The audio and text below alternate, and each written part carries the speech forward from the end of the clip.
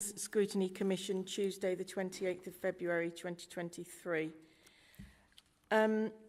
Agenda item 1, apologies for absence. Thank you, Chair. We've received apologies from Councillors Philip Irwin and Jeff Shacklock. Thank you. Item 2, members' declarations of interest. Are there any declarations of interest that haven't been declared? No, thank you. Welcome. Have we had any notifications to address the meeting? No. No, thank you. Agenda item 4, minutes of the meeting held on the 31st of January 2023. Are there any comments or does everyone approve of those? Can I have a proposer, Robin Carter, and a seconder? That was Councillor Correll. Come on. Thank you. Is everyone in agreement with that? Thank you. Agenda item 5, consideration of any matter referred to the Commission for call-in. I don't believe we've had any, thank you. Agenda item 6, Ofsted inspection of North Northamptonshire Local Authority Children's Service, and I'd like to welcome Colin Foster and Cornelia Undercut. I've pronounced that very well, yeah, but no, Undercut. Thank you. That's good. Sorry, I think there's traffic lights on the way here as well, so I think traffic was... Yeah. So anyway, welcome. Thank you, Chair. Thank you. And I think there's Cornelia and I here, and also, of course, Councillor Edwards and Anne-Marie, Director of Children's Services for North Northampton, of course, that we were all involved heavily in the Ofsted inspection. Indeed, the letter that's been circulated was the letter to North Northamptonshire Council. Ofsted did one inspection, but 2 different letters, one for West Northamptonshire and one for North Northamptonshire, where there was slight differences between the 2. So, as a result of the inspection itself, there will be a post-inspection action plan, as happens. It's the post-inspection action plan from the inadequacies of the past that supported the improvement here. There's still a long way to go. No one's suggesting that we're there yet, but there's a long history of challenge within children's social care in particular in Northamptonshire that goes back many years. So this is a step on the journey rather than anyone suggesting the journey is achieved or complete. What we can do, I know the report's been circulated, so happy to take any questions rather than sort of just reel off a load of stuff about that councillors and members will probably already have read. So thank you, Chair. That's okay. Thank you. And it is good to see. I know it requires improvement to be good. Doesn't sound good, but to go from inadequate to that is a good achievement. So I think we should thank everybody for their hard work to get to that grade, because I know an awful lot of hard work has gone on from officers and councillors across the council, both councils. So well done for that. And also to add, what's really positive is that Ofsted has recognised the much improved support, that children and families receive, because we are all here for children and families, and it's been really positive to see that. Apologies. So I was just wanting to note that Ofsted have recognised the much improved support to children and families, which I think is really positive, because we are here for children and families, and that's what we want, the best service for them. So it was really good to see that they've recognised that. I think it was good to see the improvements, and also that officers know what needs to be done to carry on that improvement journey. So that's good. Anyway, if I can open the floor up to any questions or comments. Councillor Andy Mercer. Thank you, Madam Chairman. Can you describe in your own words what you think good looks like in terms of a children's service as compared with a typical one?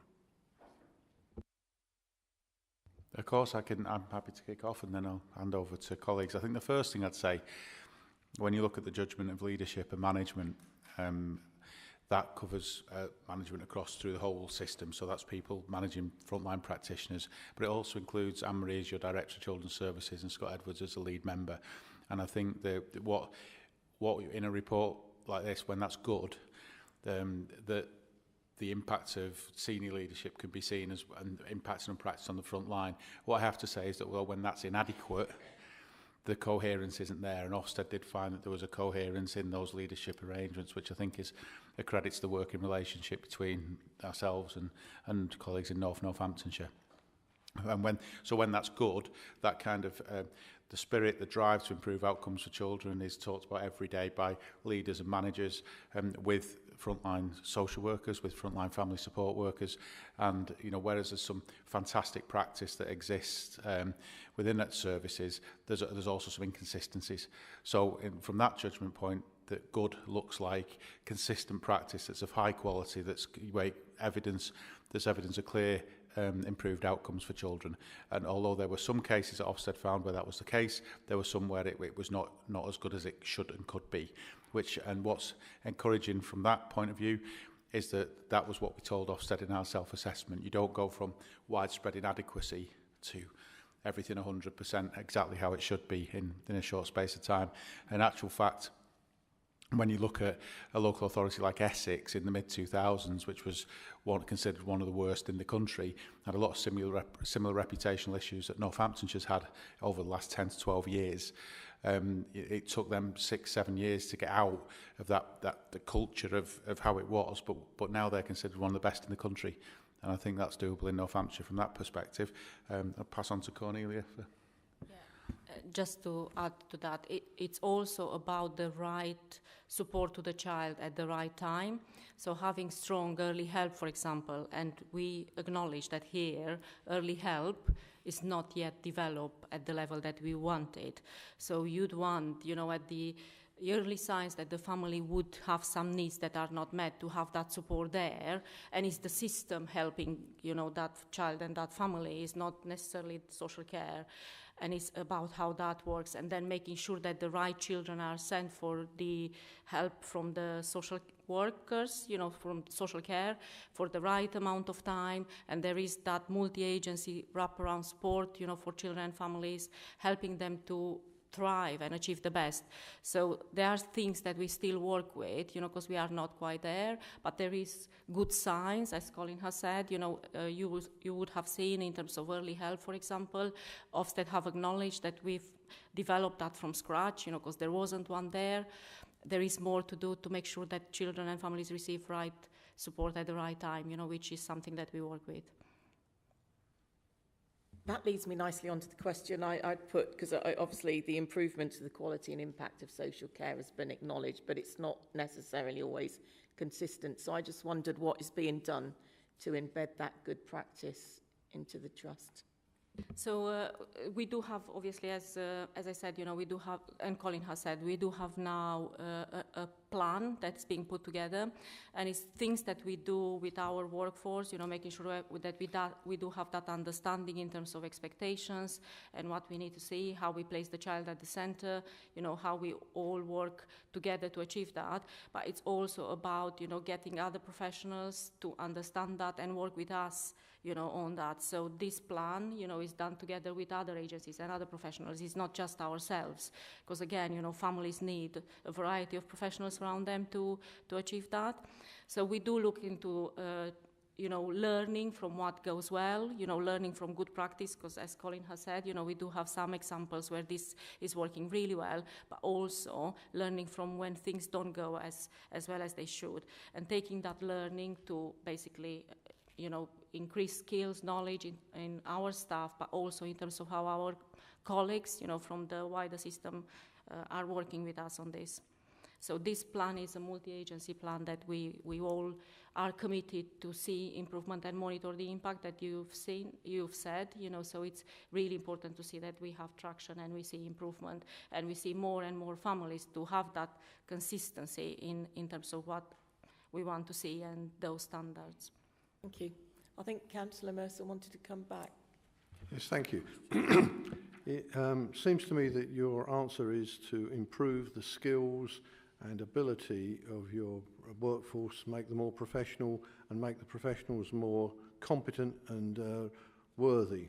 In my experience of running systems, the successful systems are ones that can work with a proportion of the workforce who are not particularly competent, but the system helps them get through.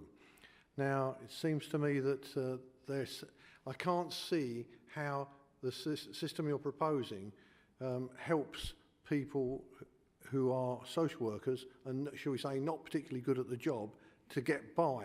You're trying to improve the standards, which is very, very honourable, and it's the ideal situation, but the world doesn't work that way, and there's always a proportion who are the bottom 5%. How does your system, as you're describing it, carry those weaker workers through? I'll kick off and I'll hand over to Cornelia in a moment. The thing I'd say, we've got many years' experience in this field, and I think in changing a system, as you say, with system experience, the first thing you need is experienced leaders that know how to do it and know what good looks like and have done it before. So that's one element of the system that we have in place. In the Trust, we have a stable leadership team now that have all been here at least 2 years. So that and they're all quality leaders with good experience. So that's a good foundation for the building of any system.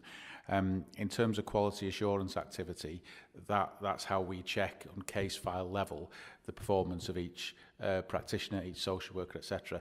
Now, there's over 500 social workers in the system. So you're absolutely right. It's not realistic to expect that everybody's going to do the perfect job every single day. If you've got an effective system of leadership, supervision on a monthly basis, and quality assurance on a monthly basis, then that's how you check what's going on every day. And if performance isn't up to the standard that would be expected, then that would be appropriately challenged. But we don't live in, we can't live in a naive world that we think one vision is going to fix everything, because there's individual people, and these are individual people going into people's homes every single day, sometimes 2 or 3 different homes every single day, working with families which they don't know exactly what's going to be there when they walk through the door sometimes. So it's difficult, and it has to be looked at on a case by case individual basis. Yeah, and just to add, we do have those checks and balances in place, so where obviously somebody's scrutinizing the work at, certain steps, and makes a judgment and a recommendation. There is, what you heard, about case supervision, informal discussions and formal discussions, and all that is in place. And then we as leaders also have performance monitoring, performance reports, quality assurance, all these reviews, to learn.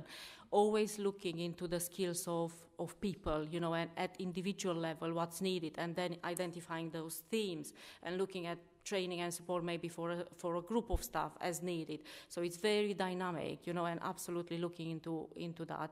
Looking from the first point that somebody's joining the organization in terms of where the level of skills would be like, and what would they need in terms of further development, and growth. So that is all in place. The other thing that we work really hard with, and we have been working with, is the culture, where we place the children at the center, where we all want to do the best job every single day. That's really important for us. And that's something, that ethos, we do see that with our workforce, who are all passionate about children and want to achieve the best for children and families. And that is also driving good practice, because if people want to do their best and do a good job, that is also assisting with developing practice excellence alongside all that learning and all that training, support and so on. Councillor Edwards would like to come in. I think it's Cornelia's hit the nail on the head there, and it is important that all staff are on board with what the Trust are trying to do and what we're trying to do as a council. And if you look at the feedback actually from staff, it is an overwhelming success in the change in the attitudes, because actually they are looked after, they are recognised in what they're doing. And I think what Cornelia did say about, they go into very, very difficult situations, and some of them, you just cannot imagine what situations they're going into. And so I think looking after the staff is what the Trust do really well, and the feedback from that is really positive. And the attitudes of the staff has changed as well, certainly over the past 2 years. Thank you. Councillor Currell. Thank you, Chair. I've just got a couple of questions for you. Number 27, most care leavers are placed in accommodation, that one. Can you answer for me, who inspects the temporary accommodation beforehand, and what do they mean, poor quality? That's my first so question. we obviously we do have our quality assurance in terms of supported accommodation, you know, and it's working with that, you know, and some of the provision, you know, in terms of expectations, there were things that we have been working with, you know, and that is under regular review. We do need more, you know, options for our care leavers. We do need, you know, to have increased accommodation. We do work with the councils, you know, on that. So there is still something, you know, to improve on to make sure that we have more choice and in varied locations, you know, for our care leavers. And then just one other question. I do have a few, but I'll leave other people to ask theirs. It says one-to-one intervention on number 28 has been limited by short-term funding decisions. Are these decisions being reviewed, and if so, what changes are being made? Thank you. Yeah, and that specifically refers to mental health practitioners as part of the care leavers team. And what's happened, there's been a history over several years of there'll be a bit of funding, so something happens, then the funding goes and it's taken away. And I think Cornelia referred earlier on to the early help offer, and that's true across Northamptonshire over many years, where there be initiative it goes, and short-term funding. So the mental health practitioners, it was challenging because the funding ended at a particular point. What I'm pleased to say is that during the inspection, we were negotiating the ongoing funding for those posts, which was secured.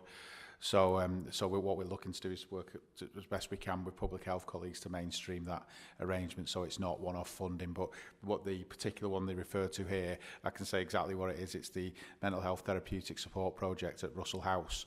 I'm pleased to say that funding was secured, and it's secured now until the end of next financial year, which gives us time to mainstream that as best we can.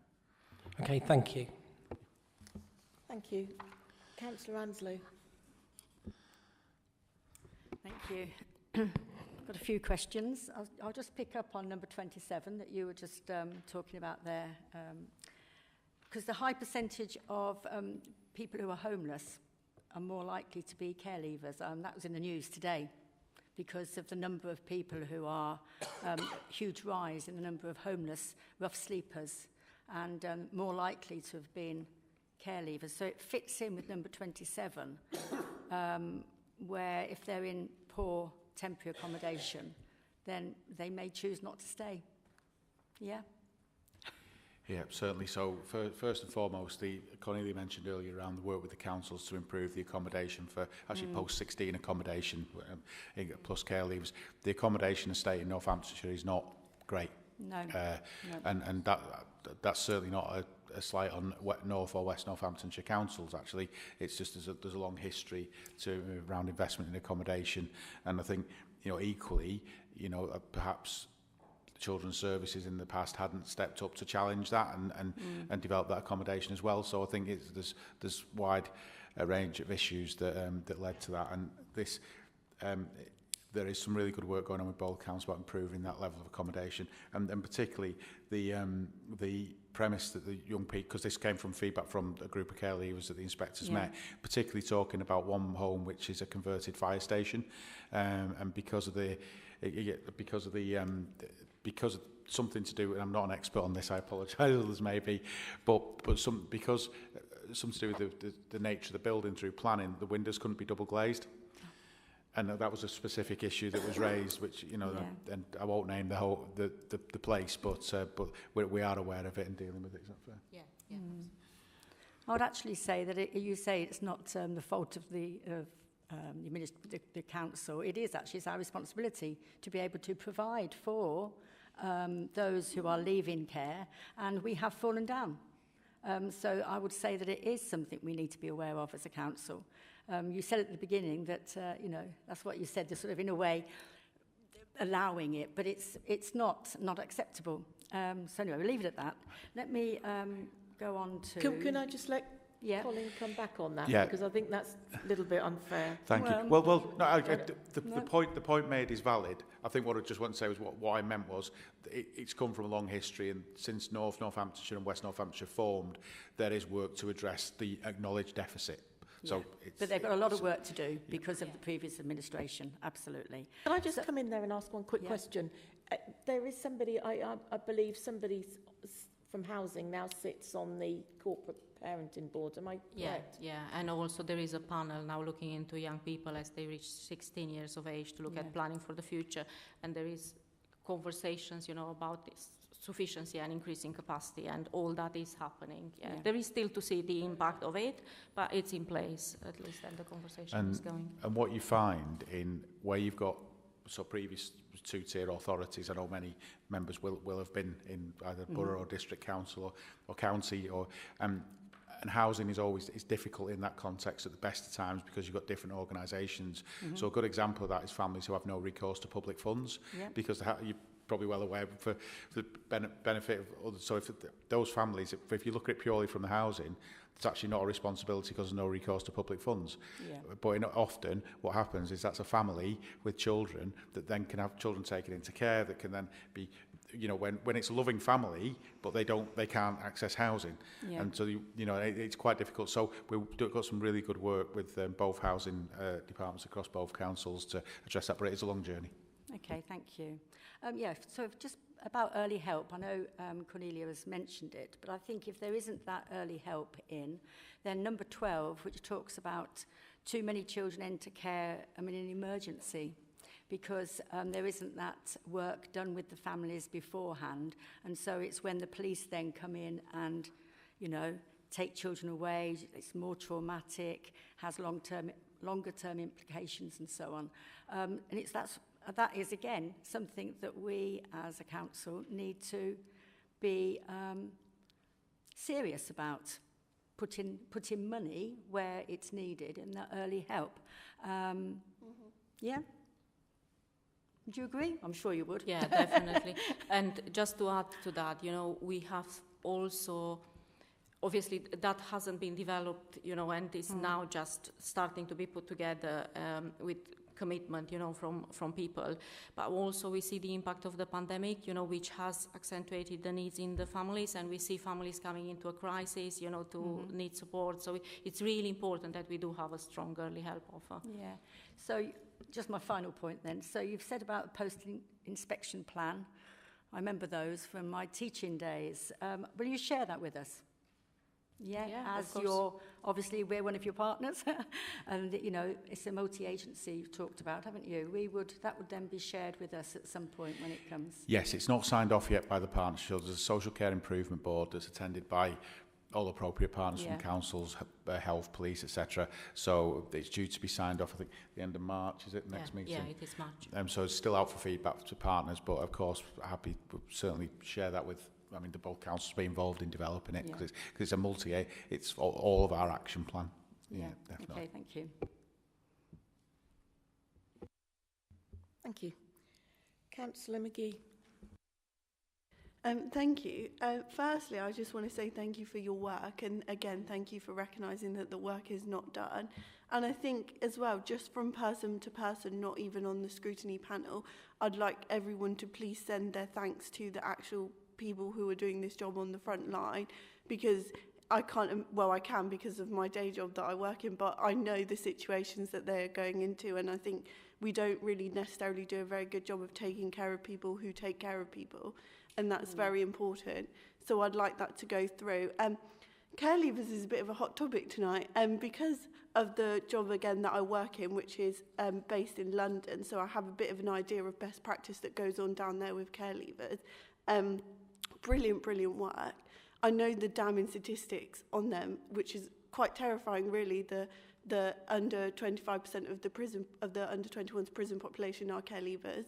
It's quite terrifying, and in London, particularly in magistrates' courts and care leaving teams, have a list of approved organisations that run programmes for care leavers or vulnerable young people. The organisation that I work for is on one of those lists. And looking at some of the points that we've got here in 27, 28, 31, 16, the holistic approach, I think it's number 9, the risk of exploitation in young people, that sentence, to be quite honest with you, the lack of cohesion and communication with young people who are at risk of criminal exploitation, that's quite scary. Very scary, actually. So I'd just like to say that actually there are places that have best practice that overcome that. with a list of approved services and support and places that support care leavers.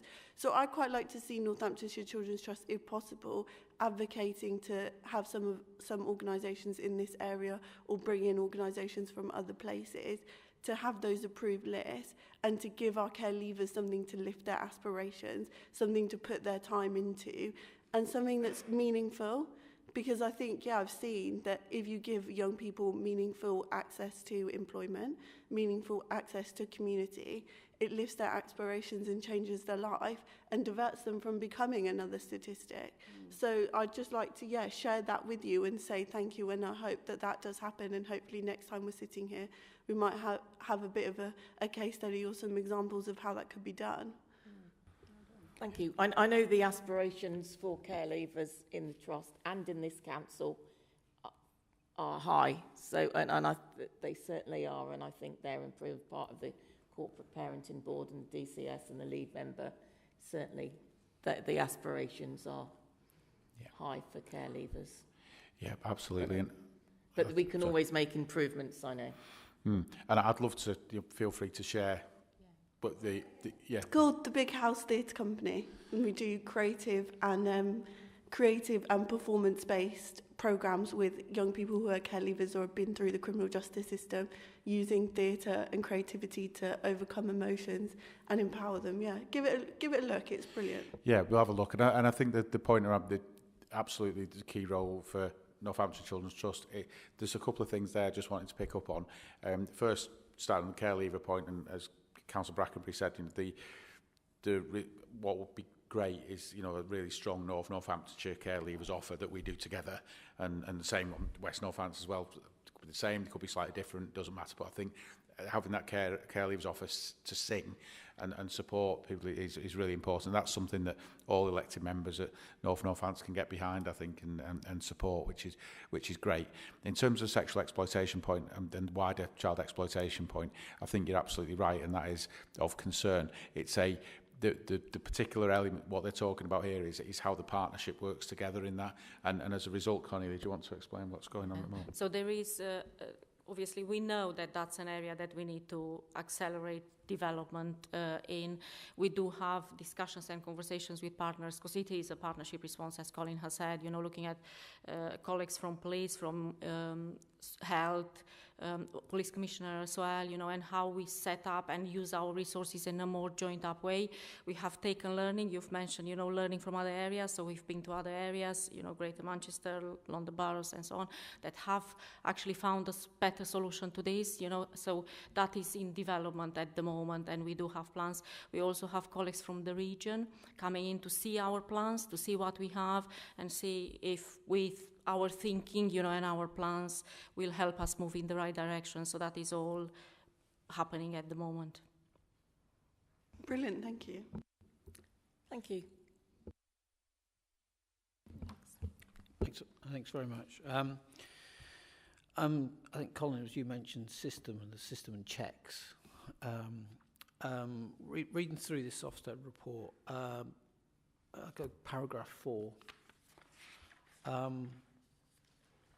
It was quite sort of, I don't know if it opened up, because we've had the glossy reports before about what you guys are going to do, and it's a bit like a brochure. This is what we're going to do, but now we've actually got what are you doing, and this is very helpful.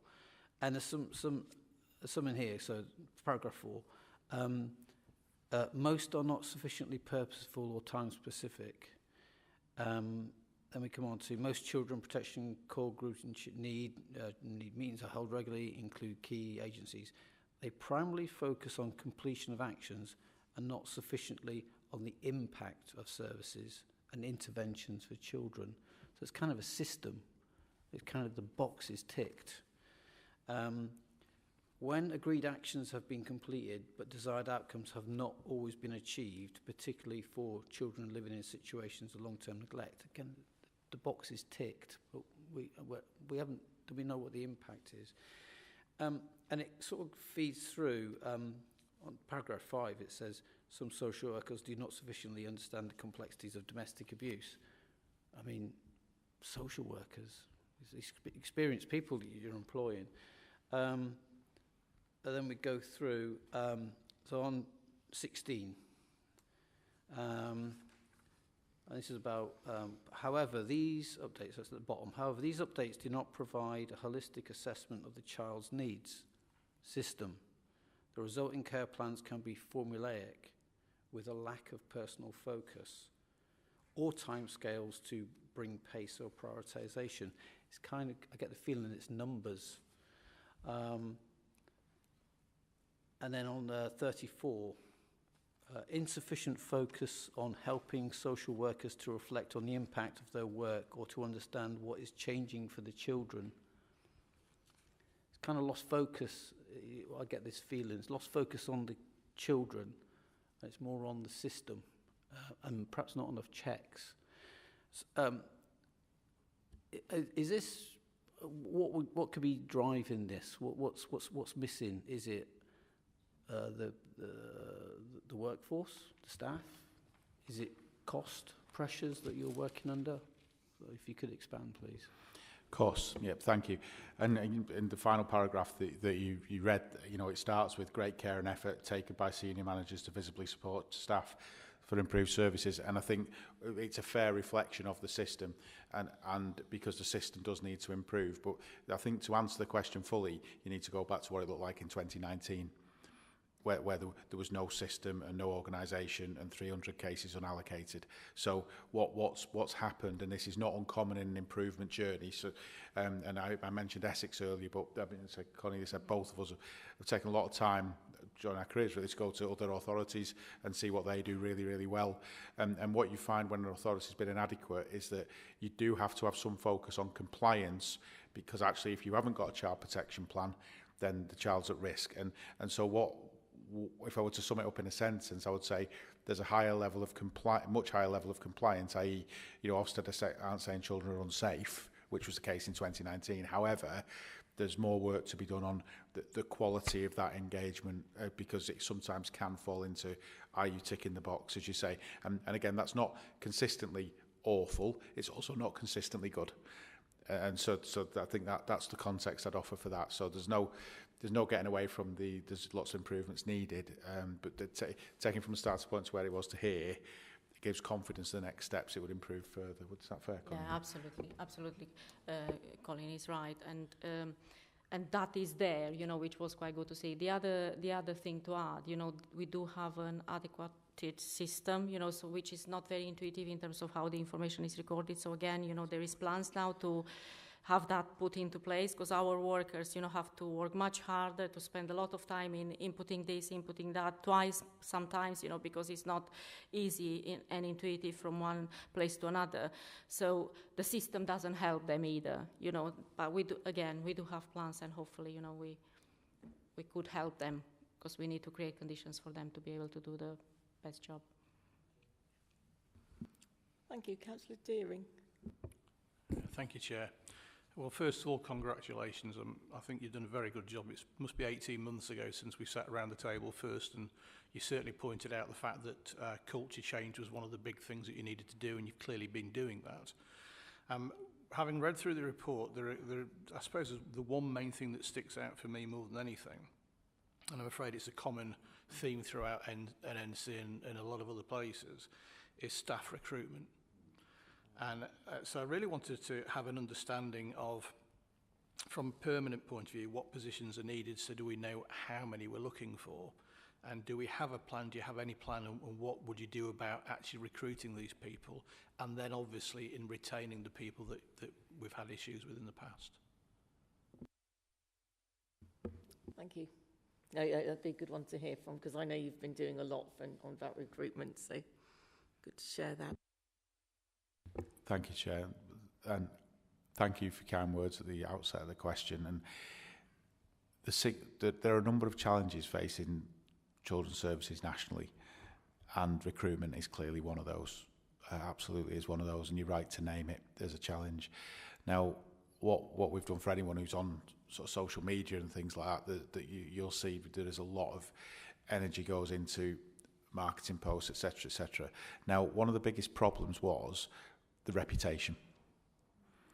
that was the biggest challenge. So, I mean, I dread to think how many good people moved on because of some of the challenges that were here in the past. And now what we're seeing is some of those people coming back. We've done a lot on organising our recruitment better. So, for example, you know, I heard stories, because what I do personally is pick up some cases and, you know, or some individuals that I knew had applied, and spoke to them, and people who sort of hadn't joined, and found out what their experience was. And in some cases, they weren't contacted for 3 weeks after they'd submitted their application. That's I mean, when you're looking to recruit people high quality, that's not the kind of practice you should be engaging in, is it? So now, when an application comes in, we have an interview panel every Thursday. So an application comes in, it's no more than 10 days, I think it works out, where you would have an interview after submitting that. When an application comes in, I get a list of everyone that's applied, and I personally phone them to say thank you for applying. It's not a judgment as to whether you're going to get the job or not, because I'm not on the panel, but thank you for taking the time to consider Northamptonshire. And I think that personal touch, you know, it gets a bit of traction. When we got the inspection report, and of course there's challenges in that, and no one's suggesting there isn't challenges in that, but the fact that Ofsted recognised things like a culture of support and kindness and so on, and that is quite, obviously we're quoting that in our campaigns to recruit staff, but actually, you know, word of mouth and trust. I don't mean a trust, I mean trust in services, trust that they're not going to be brought in one day and made redundant the following day. As that trust builds, recruitment will improve. So I'm pleased to say that in the last 5 months, we've had, I think, 586 applications, of which the turnaround to appointment has been 13%. So that's really good. You know, what I've also got to say is, in some of this narrative here, I think as was said earlier, is within that there's also some performance that has had to be challenged, and also you get leavers. So what we want to get, we've got approximately a balance of joiners to leavers now. We're slightly in favour of joiners by about 3 posts. So as we go on, we're hoping that number of leavers will reduce and the number of joiners will increase. But when I talk to other colleagues in the region, you know, they're in deficit, so more people are leaving than joining. So it's not that a net gain of 2 or 3 is ideal. It's not how it should be, but it is a net gain in the context of net loss. Yeah, definitely. And there is a lot of work, what Colin has said about changing the narrative, you know, and changing the story. And we do see people coming, you know, and saying that they basically hear that is different, you know, so that message is going out there, which is really good.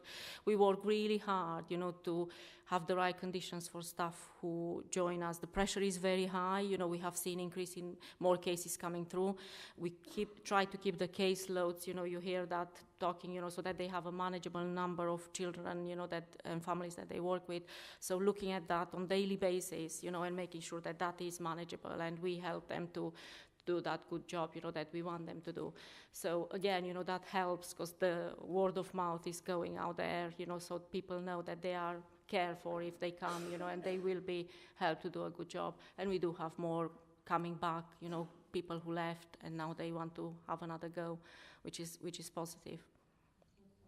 Yeah, if I might just, I'm sure I already know the answer to this, but when people leave, do you establish their reason for leaving? And does that help you in your plans for the future? Yeah, we do have exit interviews. We do have exit interviews, yes, for every person is given the opportunity to have a discussion. We absolutely try to persuade those we want to keep, you know, to stay and look into reason, and sometimes, you know, we are able to help them stay. And even if we don't want them to stay, you know, we still ascertain their views and learn from that and see how we could do things differently and what, you know, maybe that, you know, could help in that space. And that interview, by the way, that can be with either one of us as well. It isn't kind of a hierarchical thing. If someone's got something to say, and I have to share this because this happened today. So just before Christmas, I had an exit interview with a social worker who said, you know, we've got through Ofsted. You know, it's so difficult, it's so hard. I'm going to move on. I'm going to go to a different authority. And she was really good, and she moved on.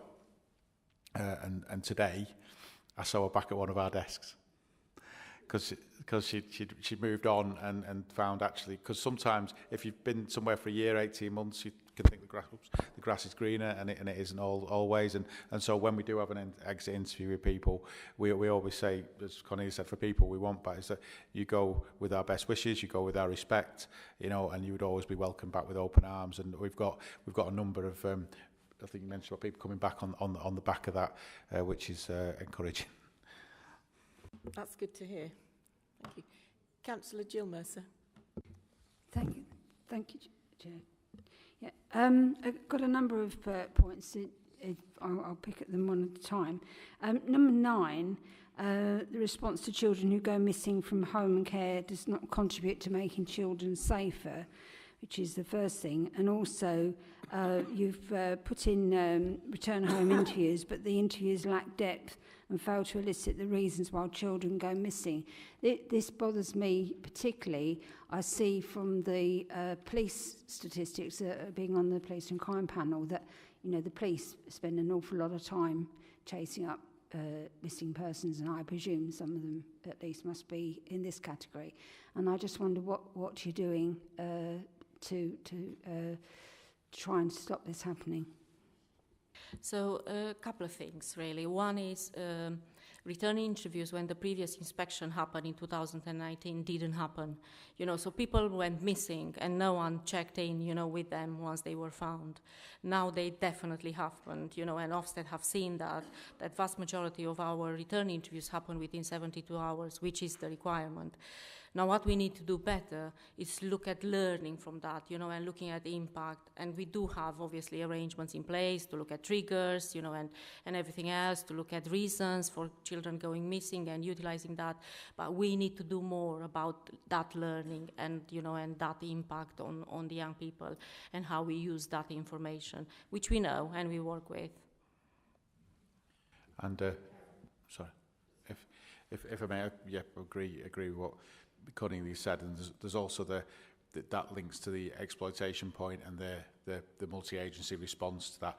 What I would say, I'm aware of the numbers of missing children in Northamptonshire on the police flag, and you're absolutely right, to be clear, because there are a number of children who are looked after, who are care leavers, that are placed in Northamptonshire from other authorities as well. And so if there's any particular concerns, we will support with the police to go and talk to that local authority about any issues.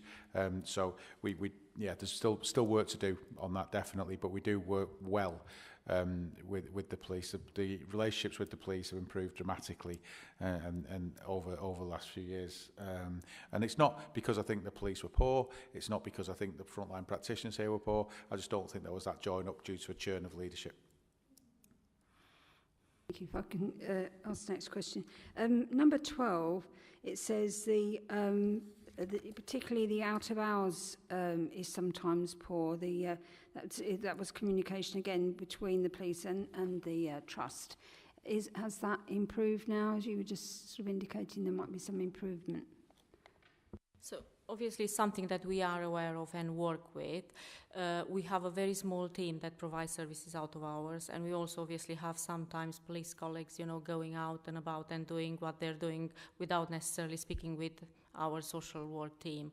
So that is something that is still work in progress, you know, whilst we both ourselves and the police acknowledge that we need to strengthen, you know, and make sure that there is that communication if something happens, and it's, again, you know, some work in progress. Thank you. At 15, it's about the life story work.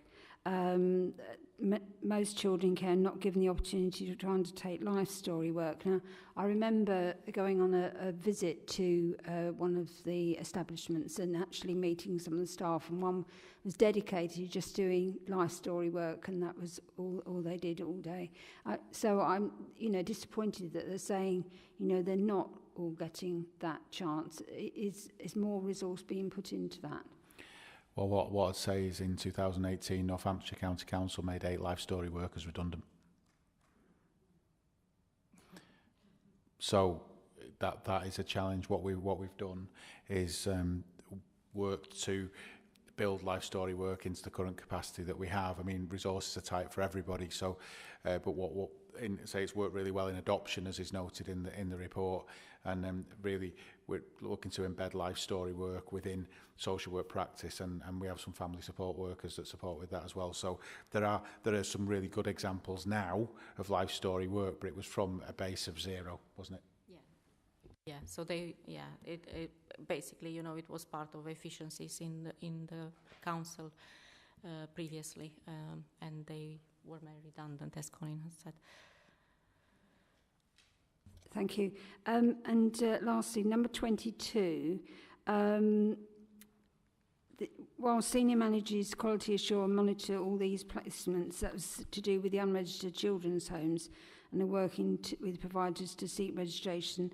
Leaders accepted during this inspection their oversight had not been robust enough to be assured that the welfare of every child living in these arrangements had been protected. And I was told previously, on the corporate parenting board, that although we sometimes might have these unregistered places, it was probably more a technicality that they hadn't yet got their registration through. They'd applied, but for one reason or another they hadn't. So it's a bit disappointing that they're picking this up and saying, you know, is a problem. Yeah, thank you. And again, I get worried here doing this job if there's things that happen here that are not happening elsewhere. The challenge around placements and unregulated and registered placements has increased dramatically nationally. What we accepted during the inspection that's referred to here, and rightly, was what there should have been was a management decision recorded on file at the moment that placement was made. In some cases, that management decision was made, but it was held by email or by phone call, and it wasn't recorded. So the evidence of that wasn't there.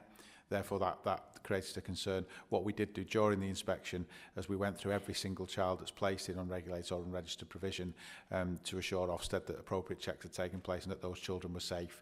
Because if they found that the children were unsafe, this would have been an inadequate judgment. But it was really difficult during the inspection because the inspectors were right in terms of the evidence they found. Was that fair to say, Colin? Yeah, absolutely. But just to say, you know, this is illegal, you know, so no one, legally, you shouldn't have unregistered placements. So at the same time, because you shouldn't have them, the expectations around what you should have in place are not made clear, you know, so we basically tried the best we could, you know, as Colin has said, you know, made sure that there is oversight, but sometimes wasn't recorded, you know, as Ofsted would have liked. And it was really difficult to guess, you know, what you needed to have in place in that sense, you know, to make sure, you know, that you would basically present the information as needed. When you know, that actually the standpoint is that you should not have them, but everybody has them because the challenge is so great, you know, in terms of availability of placements, that you have no option. And what you could do, though, is making sure that the needs of the child are met, you know, and that child was safe, which we were able to demonstrate, you know, part of the Ofsted inspection, as he said. But I guess it's learning from that, you know, in terms of how you should be more, robust in evidencing that you've considered that in a very timely way, you know, every step of the way. And we do have now additional processes in place, looking at quality assuring those arrangements, looking at reporting, you know, to DCSs, to the director, and making sure that we are all knowing, you know, what's happening in relation to those. I can give an example, if I may, a quick example from today. It's always nice to give something that's happened. So we have a young person who's placed in an unregulated placement, and the placement is meeting their needs. And they've applied for Ofsted registration, but that registration's taken some time, and you escalated it, didn't you? Yeah, so one hand, you know, so Ofsted have always said that they will fast-track these arrangements, you know, so if we have a child who is with a provider and we think that that provider could meet their needs, they will fast-track. However, it takes months, you know, to get a response, they need to go through a process. Sometimes, you know, the information that the provider, you know, has sent in is not exactly what's needed, you know, and they have to send additional information, then Ofsted have to go out and visit. So it takes long time, you know, to have that done. And even, you know, part of that process, you know, they may not be registered at the end. So we do escalate, you know, we are in regular communication with Ofsted, you know, and exchange information, you know, raise when it's a possibility, you know, to fast track and so on. But it's still, you know, difficult and complex, and also it would seem that Ofsted don't have the capacity that, you know, they say or they would like to have in terms of going through these providers. So yeah, it's complex. Sorry, I thought something else. There was also in the press, I think it was yesterday, about a home that Ofsted had inspected and it was really unsatisfactory. I presume that's sort of in hand, is it? Because I think it was the management was inadequate. I think it was one of the judgments. So whenever there is a judgment of inadequate in a home, obviously we look at the impact on the children, you know, and make sure that there is plans in place. You know, we may decide to move the child, or we may decide to work with that home, you know, to improve. So yeah, I'm not really sure what you're referring to, but just to say, you know, we always look into that. I think one of the comments and the headline was that the staff was sleeping in the children's dining area or something. That was one of the comments. Yeah, and sorry, I was just going to say, do you want to bring individual? It was just something, you know, because it was an Ofsted inspection. Yeah, and when Ofsted in the regulatory inspection framework will go and check children's homes. If we get any information like that, then we action it straight away. You know, if that's the children's home that we manage, then obviously we can deal with that. If that's a children's home where we place children, then we would you know, we would go and visit that home and ensure that children are safe. And as Connie says, it really is a difficult one, because if you know, like some of the themes through here, you know, we have to look at things through the outcomes for the child. And if we're getting solid outcomes for children where the place is and we've quality assured it, then that's what's most important. That's where we should get the homes regulated, registered. Sorry, but in terms of if there's any poor reports that come through, then we do address them straight away. And I think what I'd also say is there's something about building the capacity of premises for children to stay.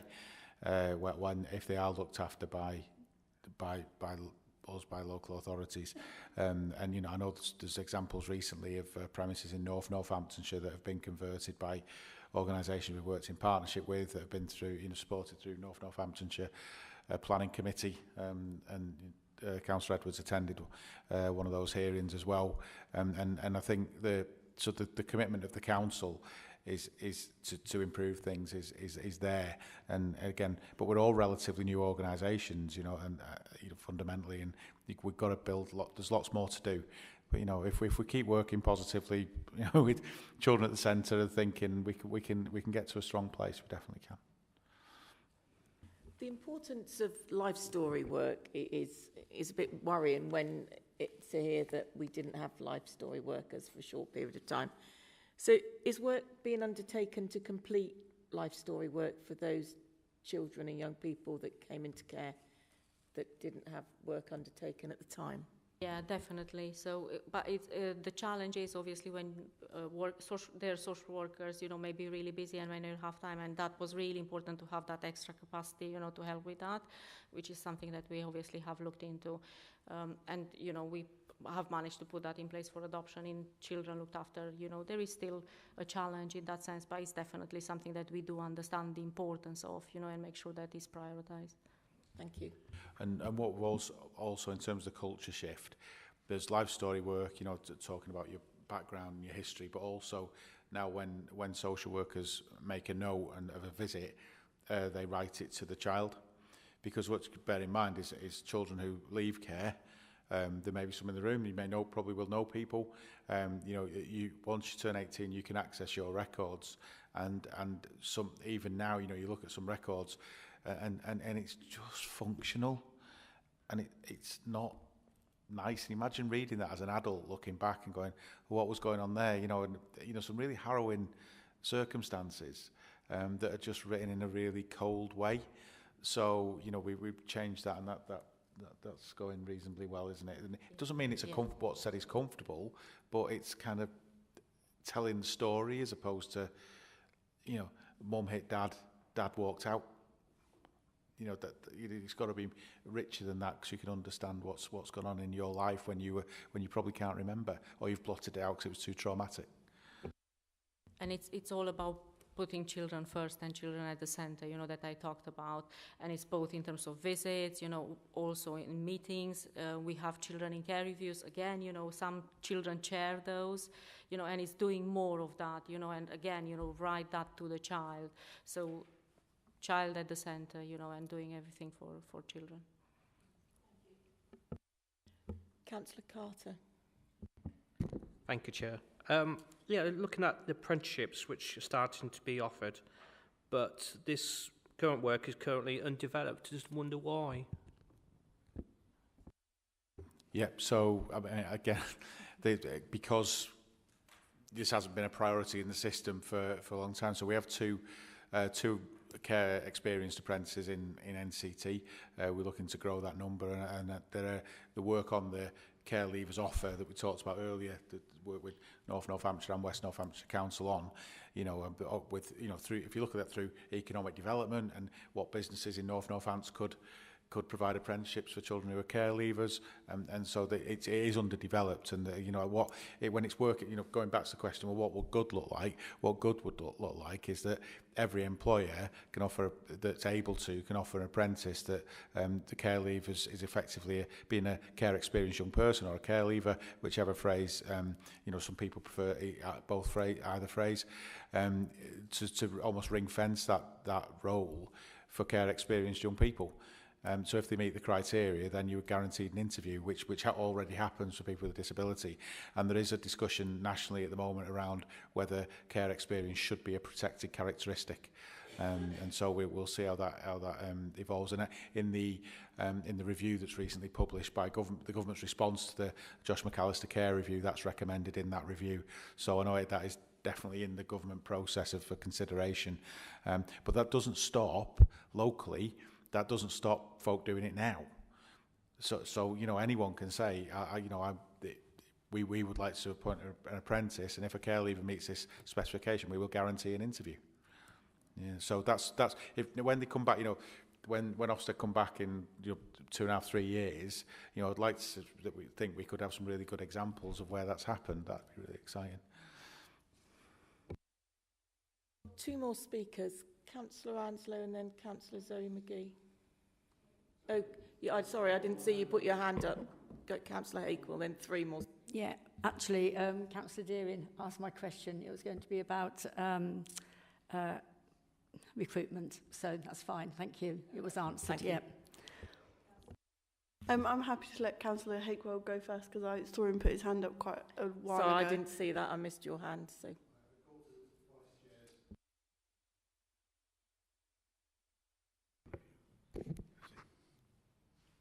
Thank you, Andy. Testing. Really pleased to see how it's maturing. And I would say, and again, I always use that experience, and the chairman has the same experience. We're seeing the same people coming to talk to us. And, you know, that's quite a different thing from that period of time on the county council when things were going badly. And I think it's also important to say that when the commissioners came in, and you say we lost posts in various areas, one of the things that I think government is starting to understand is intervention by commissioners who come, go and have no ongoing is the wrong way to do it. And a lot of what went on within the county council was just about stabilising the ship. You know, it wasn't about looking under the waterline. So one of the really positive comments is that, Chairman, we see the same people coming along with Colin and Cornelia. Taking paragraph 43, and as I waited patiently for my turn, some of these things have come forward. But one of the things that I think is always important wherever is there are always good pieces of good practice in any organisation, however bad it may be publicised in that way. In the Social Work Academy, it's really pleasing to see, however that's moved along, that is providing opportunities for people to come in. And I think equally, I sit on 2 LGA boards, the Improvement and Innovation and the Resources Board. And across the area, you see the difficulty in recruiting of all the different professions that local government need. So question number 1, and there are some more questions, Chairman, but question number 1, I don't know if everyone knows about the Social Work Academy. I know Scott will do and Andy May will do and so on. How is that operating, and is it delivering people through who are staying? And I think that was the key. That's my first question. Social Work Academy. Thank you. I'll hand over to Cornelia about the staying, how social workers integrate into the teams in a moment. But for the purposes of balance, the Social Work Academy was created under NCC as well. I think the idea of creating it and the reality of it happening, it was kind of like you need to have a real ingrained culture of improvement and support. So I think it's fair to say early on that the rate of leavers was high, and which is used, but the academy exists, and the fact that it gets a mention in the report, I think is credit to colleagues that do that, and invite, if we're happy to come back and to the committee and talk about the Social Work Academy and bring some people here, meet some social workers. I know they'd be really pleased to do something like that, to be able to express. So yeah, it's going well. Is that fair? Yeah, definitely. And just to say that we also have a partnership with Northampton University, so working very closely, making sure that on one hand, we participate in recruitment, that in selection of students, for Northampton University, looking at curricula, participate in some of the courses, and similarly, take learning from them and make sure, that we use that, with our workforce, looking at joint training and so on. So Social Work Academy doing a brilliant job. So they assist with newly qualified staff, less experienced staff, international social workers, that we've brought in terms of training and support, but also existing staff. So understanding need, understanding support, and making sure that that is learning and improvement is there. Historically, we did have quite a high rate of leavers, as Colin has said, so after 2 years or so, obviously people stayed for the duration that they had to stay, following the training, and then they left. We do see now more staying, and this is natural, I think, moving towards that. So again, something we work with, but we are really proud of our Social Work Academy. They do a really, really good job. Thank you, Chair. Sorry, Jim, just to come back on that as well. I have to say that the Social Worker Academy is a great success, and we have really talented people that come through and stay.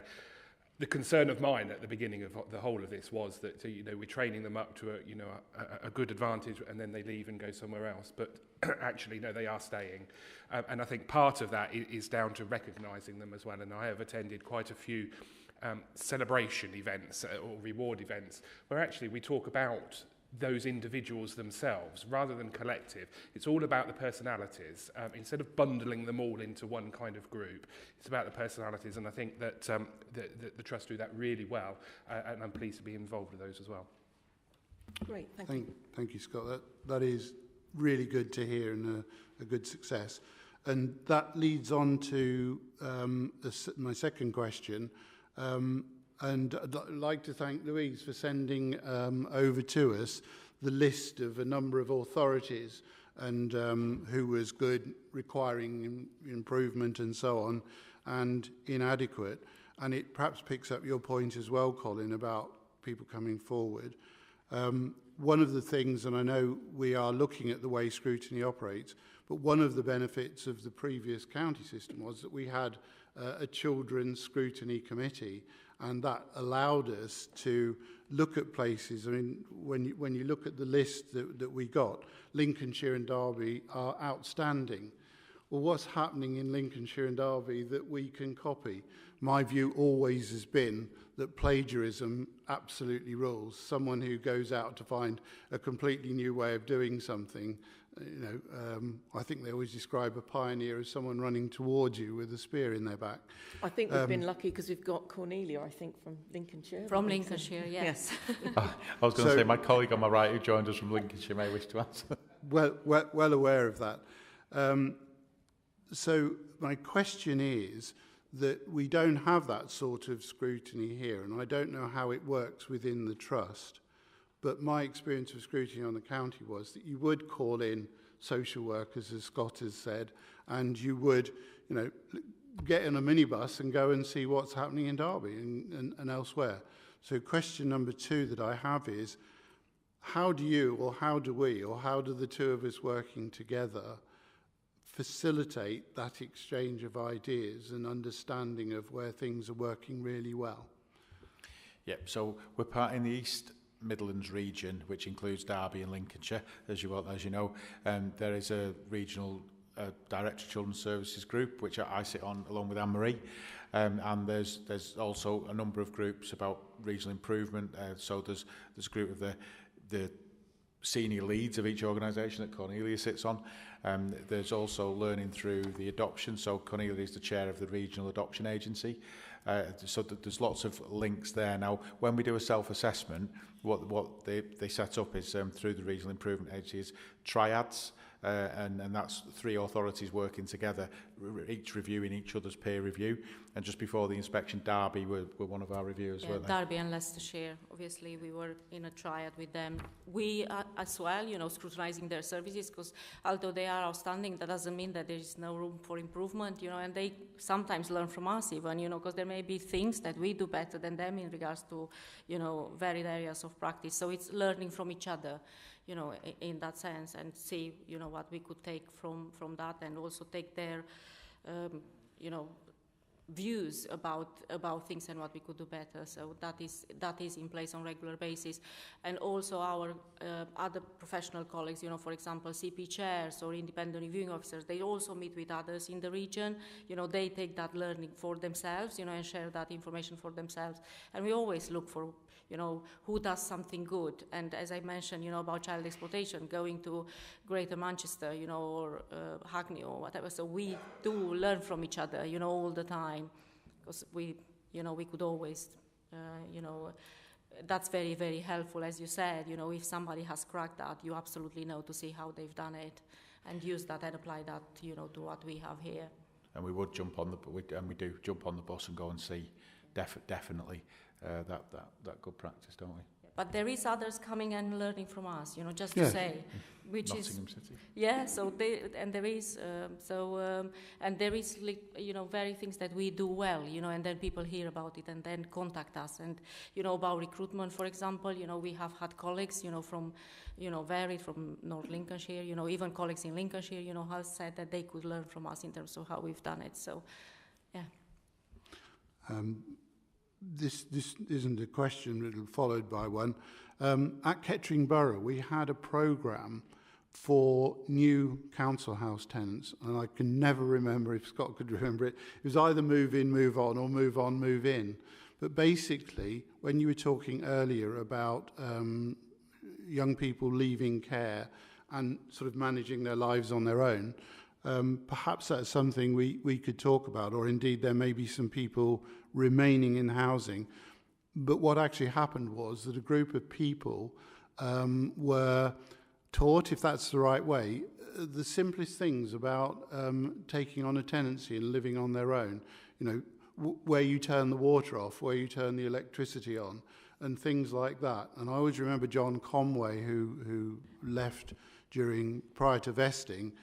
It was a really good way, because we had, like, you know, people from the council housing depot coming in and teaching practical skills to those young people. Councillor Hakewell, could you ask your question? Because I believe we do something very similar. Certainly the County Council did. So I believe that's something... No, as I prefaced that wasn't a question. I was just asking if that happens. We've got quite a long agenda, and we've got that send... Yeah, I realise you've given everyone else the opportunity, and I'm taking my opportunity. I'm asking you just to ask your question, so rather than statement, thank you. I did preface by saying it wasn't a question. Yeah, I know you did. I'm just asking you. You heard what I asked. I'm asking you to answer the question. We're now wasting our time, aren't we? So hopefully you'll pick up on that, and I think Scott and I could talk about it. When you look at the 4 items in what needs to improve, I suppose the 2 questions there is, one is, hopefully you'll share the action plan with us. And the other one is, do you have the resources given we're talking about human beings and resources, do you have the resources to tackle those 4 bullet points in the way that you would wish and the speed that you would wish? I thank you so much, Chairman, for letting me ask my question. Thank you. In the first question, the improvement plan, multi-agency plan, and yes, that would be shared. I mean, how we do that, I'm happy to discuss. I mean, if that's an email circulation, say it's due to be signed off towards the end of March by the Improvement Board chaired by Department for Education. So, you know, that'll include Northamptonshire colleagues of the Improvement Board. So Scott and Anne-Marie would be on that board as well that signs it off. So, but I hoped we could have presented it today, but there's been a few changes made, and you know, getting it right is better than doing it quick. So, that's the first one. Second one, in terms of resource. Now, resource is it's always a challenging question, isn't it? Because our children's social care budgets, and indeed SEND budgets, under significant pressure nationally at the moment. Yes, they absolutely are. The biggest challenge around that is placement costs, which won't be a surprise. And I think if the support from the councils around the demand-led pressures that we face in kind with everybody else is there, then yes, we're able to deliver. I think I will caveat that with obviously demand-led challenges, which are obviously different to recruiting another 100 staff. You know, the demand-led is a demand-led. If there's a need, and therefore there's a cost. However, also one of the challenges we've got is how the future inspection framework works. So in this inspection, Ofsted had one lead inspector who looked at both authorities.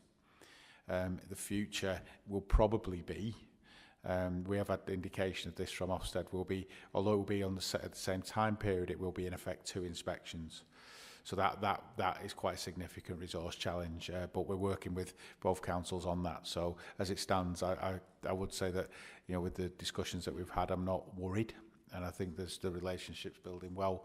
But it doesn't mean it's not challenging, and it doesn't mean it's not difficult. But you know, I do believe that the fundamental commitment to improve things is there. So hopefully it'll be okay. Could I also add about care leavers that you've mentioned? We do have training floods, you know, so basically, you know, helping our care leavers to see, you know, how it is to live independently and what they need to do, and have that support, you know, to learn that. So we do have that. We've also put in a recent bid into the Department for Education for more money for that. We may be successful, we may not, but we also look at sources, you know, for funding from elsewhere. So fingers crossed, you know, we are successful with that as well. Thank you for taking the time to answer it. Thank you. Thank you. So we've also got a presentation, as you'll see on the agenda, by the Director of Children's Services. I know there's 2 more. Members will be particularly interested in that as well. So can I ask the last 2 speakers? I've got Councillor McGee and I'd missed out Councillor Mercer. Can you come straight to your questions, please, so we can have time to listen to and look at the presentation? I'm happy to, Chair. My question just came around from what you said earlier about a young person accessing their file and reading that information. And it just it's a bit harrowing, really, so I can't not ask this question. I'll be up all night. What kind of mental health support does a young person in that situation get? Is it one-to-one support? Do they get regular access to mental health support going through that process and reading that information? And is it sustainable, and is it long-term? Yeah, so first, I would say every care leaver has a personal advisor. And that's where the access support, and they're obviously qualified in giving mental health support, etc. If it needs are more acute, then through the PA there'd be access to additional support. Not every care leaver does request to access their file, I would say, but when they do, it's obviously quite a difficult experience, and they are supported by the PA to do that. And what we got to hope is that as the years go by, you know, and there's babies taken into care now. I mean, you know, we're talking 18, 19 years before they will read what's being written now, and so now, in 19 years' time, providing the culture continues, then you would hope that's a less traumatic experience. And there's one that I read that was quite emotional, really, because what the way the social worker had written it was a situation where baby was born and then taken immediately into care through due process, of course. But they described what kind of a day it was when they were born. You know, and I think that kind of recognition of the reality and the humanness of it, I think, is really powerful. And that's what we'd like to do. But as of now, if a child, a young person, adult actually, wants to access their record now, would they have that same experience? I'm afraid not. And there is this, so in answer to your question, yes, there's support there. Yeah. I don't know if you want to add anything, Connie. No, it's just what Colin has said. You know, that support is definitely there. You know, acknowledging that the impact would be significant. So we want to make sure that they have the support and feel supported in that process. Thank you. Councillor Mercer. Thank you, Madam Chairman. This is very strange for me, I'd like to agree totally with Councillor Hakewell's comments. There is massive progress since the days of 2018, 2019 at the County Council. I, like you and like Councillor Hakewell, was there and the state of children's services was appalling. Let's be blunt about it. When you have hundreds of children not allocated to a caseworker. Councillor Mercer, can you ask your question? We've got. I'm coming to that. Thank you. I'm going to say that good, I would say, means doing the basics well. What's the next stage after that? Just to say that we want excellent practice, you know, and we want the best for our children. So, you know, that's our effort and that's our vision, you know, so we don't do this for a good Ofsted. Obviously, it will be nice, you know, to get that, and we think we could get that, but we want the best, you know, in terms of practice and support for children and families, and that's what we work every day for. So. Yeah, and if anyone talks to a child or a young person that have touched services, that they have had an experience that has helped them get to the next stage of their life. That's what excellent looks like. And I say to our workforce, you know, I'm not the priority in my thinking and our thinking isn't Ofsted. The priority is if we get the practice right and the outcomes right, then Ofsted come and tell you it's okay, and then they go again. And we're still here doing the job. So that's what we would aspire to. There's bumps in the road. There's other challenges that we face, you know, every day, volume, complexities, etc. But you know, keep an eye on getting there. Then we will. But thank you for kind words.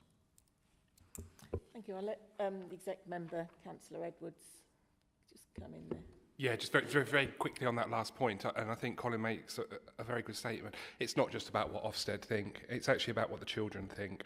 I know the Trust and the Children's Services put children at the heart of everything we do, and we look through the children's eyes as opposed to looking through an adult's eyes, and I think that's really important. And as long as that continues, then, you know, the Ofsted inspections and results are just going to go up and up.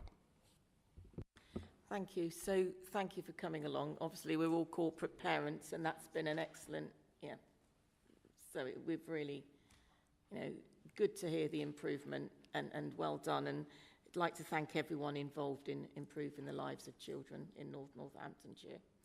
So that's everywhere. You know, it's very important. And as I know, we've had a conversation about the post-improvement plan, if that could be shared. But I know from previous conversations, you're happy with that. So, thank you. Thank you, Chair. Thank you. I'm going to wait for the send item, if that's okay, because obviously we support. It's, you know, children's services is us. Yeah, it's one or the other. So you're welcome to stay or leave. If you've got to leave, I fully understand, because I have a long way to go, probably. Thank you for attending. So that leads us on to agenda item 7, Special Educational Needs and Disability presentation by Anne-Marie Dodds.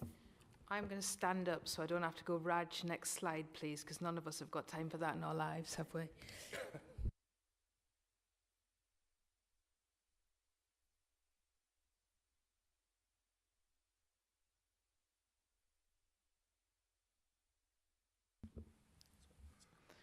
So just while my beautiful assistant is setting up the IT, I was asked to do a presentation on SEND and the improvement journey that we're on, and it's vast. So I'm going to give you a whirlwind and whistle-stop tour.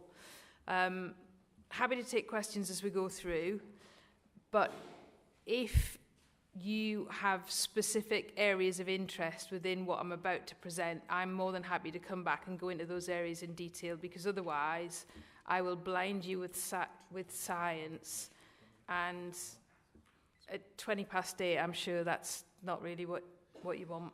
Do you want to sit in my seat? Or not? Yes.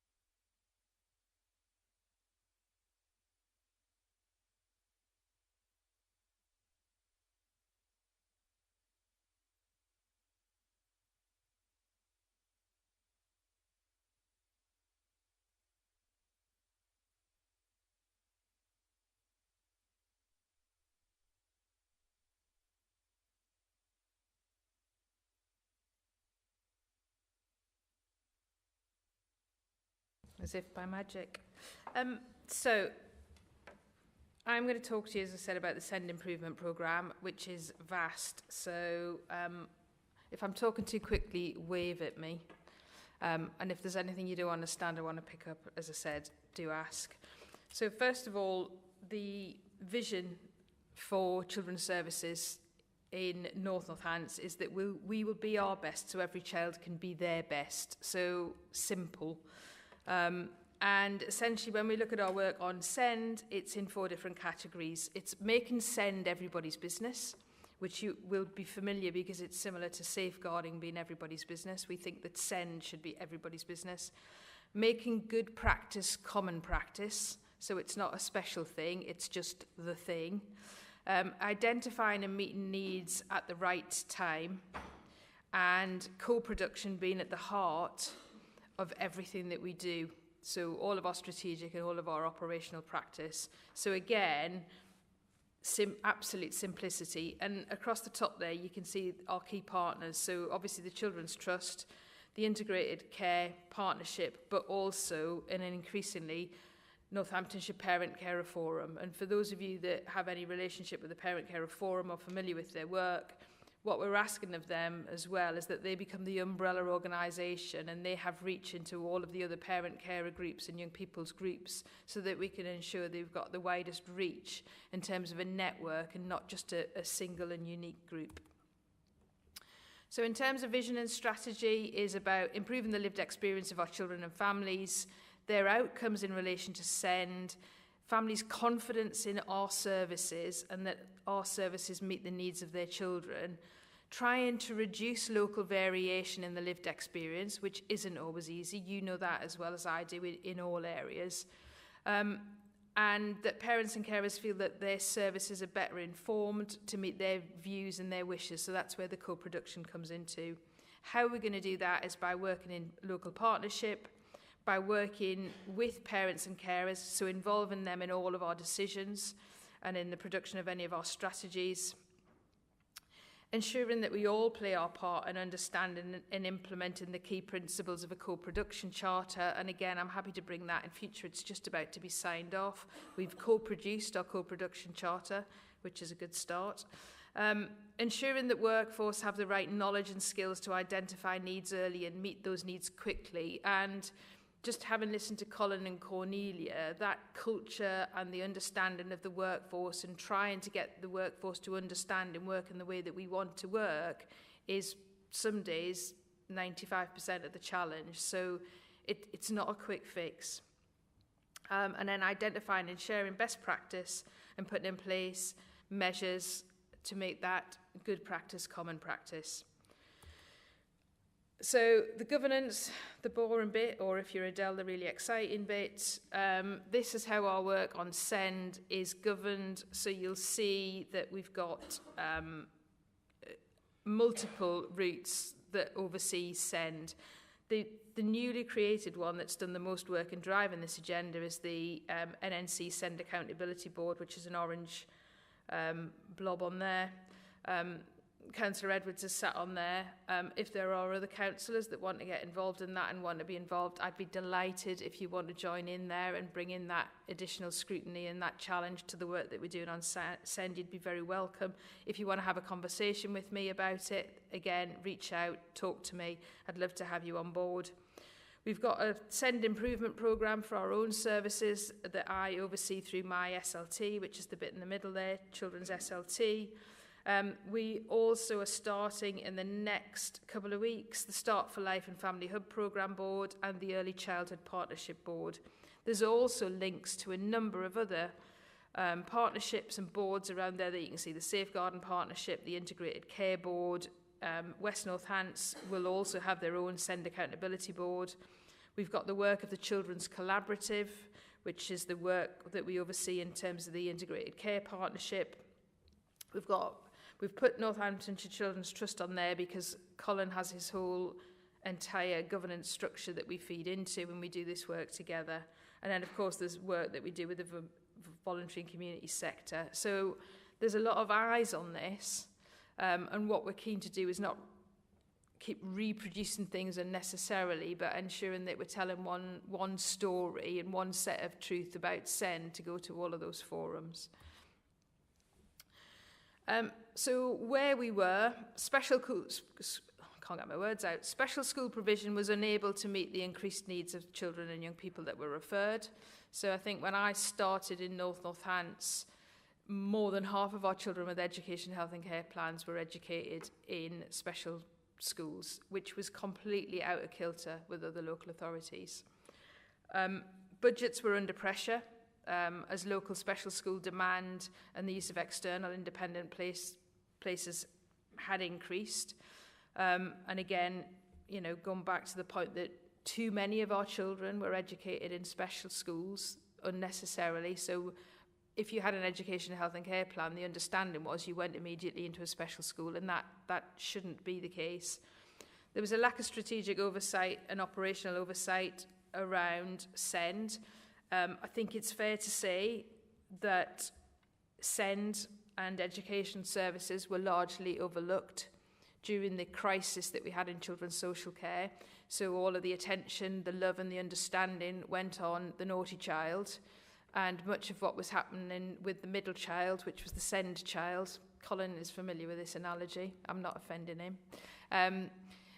A lot of the attention that was gone on the middle child, they were looking after themselves. So they were doing their very, very best with what they had, but they didn't have the scrutiny, they didn't have the challenge that our social care colleagues had. So a lot of what was going on was unnoticed. Don't know who the baby is yet, but I'm working on that. And then the SEND early help offer just really didn't exist. There was gaps that we hadn't challenged. The only offer that the county council had on SEND was get an education, health and care plan, go to a specialist placement. So it was crashing the budget, and it was over-assessing some of our children. So we will have children in special schools that don't need to be there, but they're there now. And we will also have people who should be in specialist schools that aren't in specialist schools because the places are full. So there is a challenge at both ends of that spectrum. Other challenges, statutory assessments, Wieldy weren't working. I think during my early months here, performance on education, health and care plans was between 2 and 4% that were done in 20 weeks. There was a backlog of out-of-time assessments and annual reviews that just weren't happening. You can ask me why, and I can tell you that caseloads for our workers at that time were in excess of 600 for the staff that we had to do that work. The Department for Education would recommend no more than 150. So that helps you understand why some of the work wasn't being delivered. There was no specific allocation of specialist teams, so we weren't looking at those specialists that really did need the high-level support. Everyone was getting exactly the same thing. Tribunal cases were through the roof. If I tell you, when I started, the first year I was here, it was in excess of 250,000 per annum that was being spent on tribunals. We've now got it down to 74,000, I think. So significant improvement in terms of saving that money. And also, more importantly, talking and listening and understanding children and families and their needs and addressing them without it getting to a stage where we need someone to mediate and to cost a lot of money. There were very broken relationships between the local authority and families and schools, and in fact the Parent Carer Forum, and one of the challenges that we have today is the Parent Carer Forum were a very small group, we're a very niche group, and we're very West-centric, so there weren't any parents and carers from Northants on the Parent Carer Forum. So in terms of send data, and we go back, I've only gone back 12 months on there, we could have gone back further. We'd started to make those improvements by January 2022. You can see that the number of education, health and care assessments and the timeliness of those has largely improved. It's still not where we want it to be, but I think 67% is the highest we've ever achieved, which I'm delighted about, but I'm not going to stop cracking the whip. And in terms of educational psychology, this one is particularly for you, Councillor Maxwell, because I know you're always particularly interested. Again, we've gone from between 2 and 4% of educational psychology advice being delivered on time. I think the dip in January 23 is because the data wasn't all presented when we produced the slides, so I don't want you to panic. I'm happy to provide the data at the end of the month, but we've got that up to circa 70%. The challenge on educational psychology is the availability of educational psychologists, which is a national problem for us. And then in terms of annual reviews are a particular challenge, not least because they're predominantly carried out by the schools. And if the schools don't then send the annual reviews to us, we don't register them as having been completed. So there's a problem getting those on the files. But again, it's a work in progress. And it has been a particular focus over the last few months, which is why you're seeing that gradual increase. And I think it's the pressure that the teams, and I mean that in a good way, the pressure that the teams are putting on the schools and the education providers to make sure that we're getting those annual reviews completed and those annual reviews sent back to us so that we know that we're still delivering the right services for children is the key in that. So who are our children with SEND? You can see on there increase in autistic spectrum disorders, that's the first one. You can see as well an interesting picture on speech, language and communication, but let me tell you that is increasing since COVID. You've got an up and down line there on SEMH, social, emotional and mental health.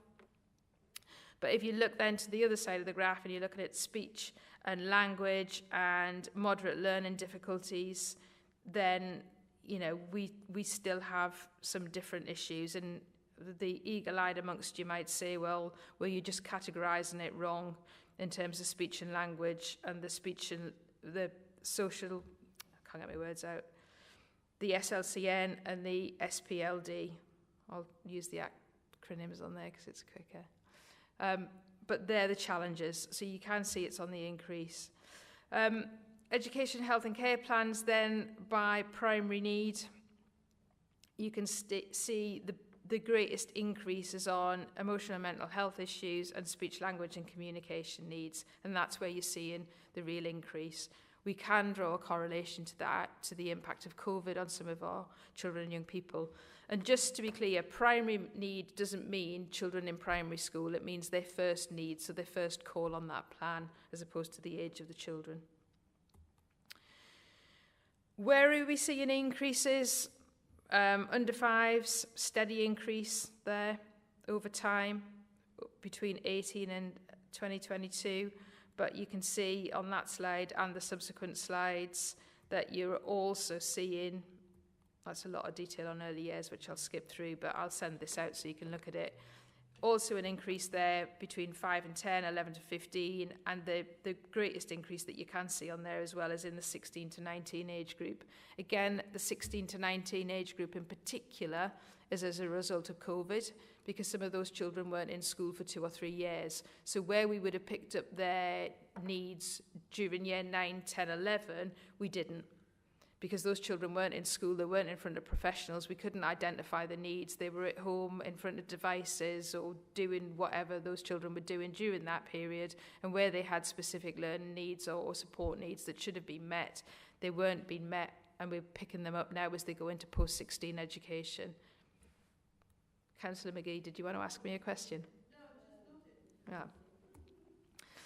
So, what have we done? And again, we've used our real-time photos, so you know that I'm not making this up, and it's stuff that's actually happened over the last couple of years. We've identified in a co-productive way with our partners, parents, families, education providers, anyone that wanted to join in the party, and we've identified with those people some priorities. So the first one is to support schools in developing local provision, which strengthens an early help offer for children with SEND in those local schools, around those local teams, in the 4 localities. So all of our education services now are going to be based around 4 localities. We've worked in those localities with those schools and all of those partners to say, what does this need to look like? And how can we intervene early? So how can we ensure we're meeting the needs of children without having to put them through an assessment process and waiting for something else and something else? So meeting the needs early. And also within that, looking at how we can attach support to schools, to the mainstream schools in particular, to ensure that they can meet the needs of children. Second priority is about being responsive, flexible and effective locally, again, and as part of an annual cycle. So we're making sure that we're reviewing and developing what's actually happening in those locations for those children and that their needs have been met.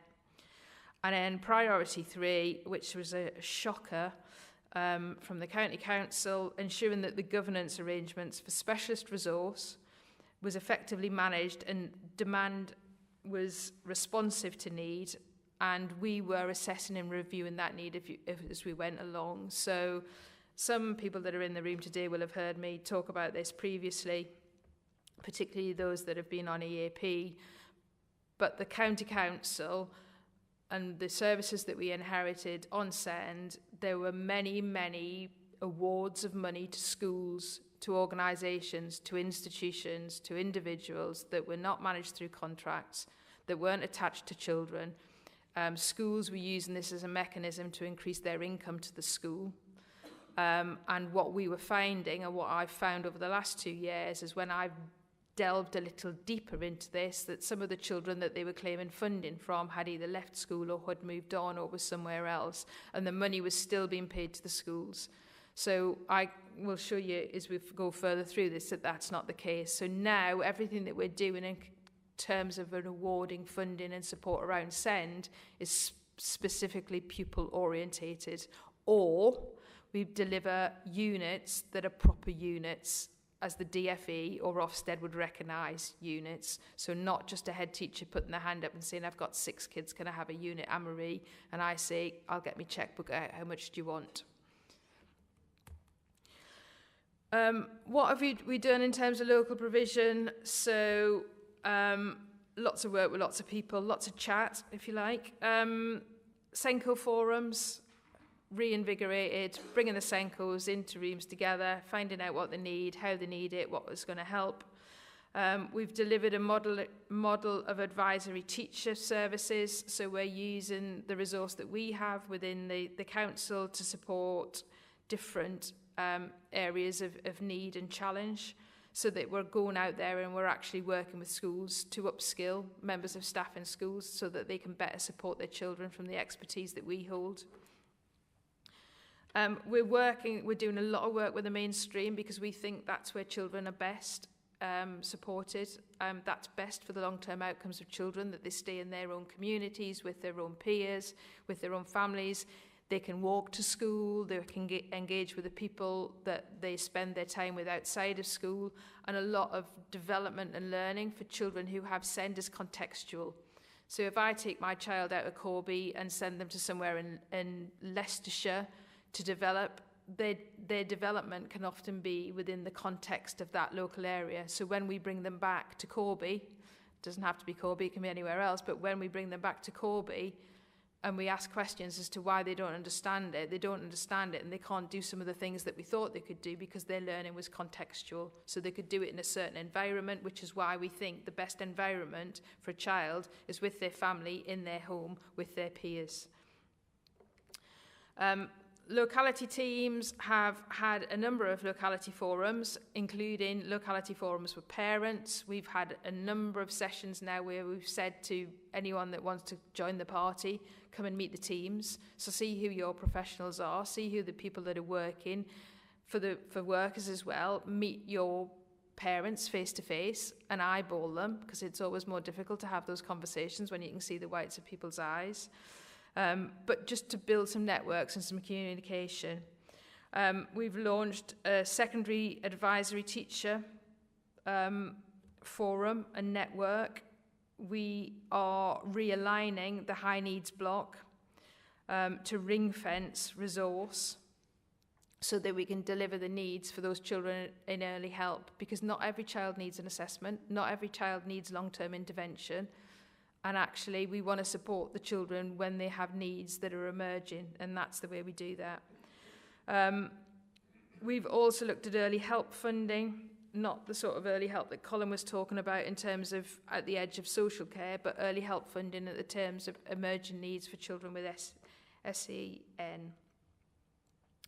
And one of the most exciting things I think that we have done is an outreach initiative where we've called on our colleagues with social, emotional and mental health expertise. And what they're doing now is that they're providing an outreach service into the mainstream school. So where historically you had a child with social, emotional and mental health needs, they were often the children that ended up in old money, pupil referral units, in new money, alternative provision. And actually some of it was behavioural, again, some of it was contextual. And if we can bring the experts that are ordinarily used to dealing with those children into the mainstream, not only does it support that child in their home setting, in their mainstream school with their peers, but it can also upskill the staff in the schools that we've got. So the secondary outcome there is about the development and the continual professional development of the teachers in the mainstream schools as well. So there's a double win there. Increase in SEND places, which has been a priority for us, and there's a note on there. Again, I'll let you go through these in further detail, and I'm happy to answer questions, but there's just an example there on that final bullet that £500,000 of funding we've recouped that was being paid, as I said previously, money that was being paid that wasn't necessarily a unit and didn't necessarily have a child attached to it, and we've recouped that this year. And then we can reinvest that money where we should do on proper units that are properly governed with the right children in them. And that's some of the already agreed, I think, places that we've got on there that are going through committee processes at present. Reviewing the governance arrangements, again, some of the work that I've mentioned, out-of-date assessments that have been reduced from 140 to 10, the backlog of 900 cases that have been cleared, the improvement in timeliness that's been cleared, 570 plans there that have been amended before phase transfer, for which previously the local authority wasn't completing. We've also ceased 186 education, health and care plans. So again, people weren't closing plans down, so they were just running and running forever, which meant some establishments were receiving funding when kids had left school, gone, moved on. And we've looked at the personal budget policy. I mean, don't get me wrong, none of these things are perfect yet, but it's a massive shift. Again, some of our real-life actual photos of this work they've been doing about getting the basics right, and you can see a lot of that there is about talking to people and engaging with people, groups of parents, groups of professionals, and indeed, the most important thing, some of the children. There's some timeline again on here. I'm not going to go through that in detail other than to show you that there is a number of work streams on there. Some of the key progress. Young people in specialist provisions are optimistic, and that's not me telling you that. It's a peer review. We had a peer review in October, and that's what our children in those settings have told the peer reviewers. Generally, our children at SEND support, that's children that are being supported in mainstream schools with that resource, are achieving better than those children with education, health and care plans. So that tells me that we're doing better by reaching children sooner and their outcomes are better. So at SEND support, those children are achieving qualifications. We are increasing what our SEND IAS, and old money, that was the parent partnership, working with schools, engaging young people, changing the language, that they're not talking about fighting for what they need, but we're having a conversation about what's best for children. Parents have told us about some schools that are delivering a gold standard, which is fantastic. Not all schools deliver a gold standard. I know that, you know that. But we've got really great examples in Northamptonshire where we do some really fantastic work, and we need to celebrate that, and we need to share that.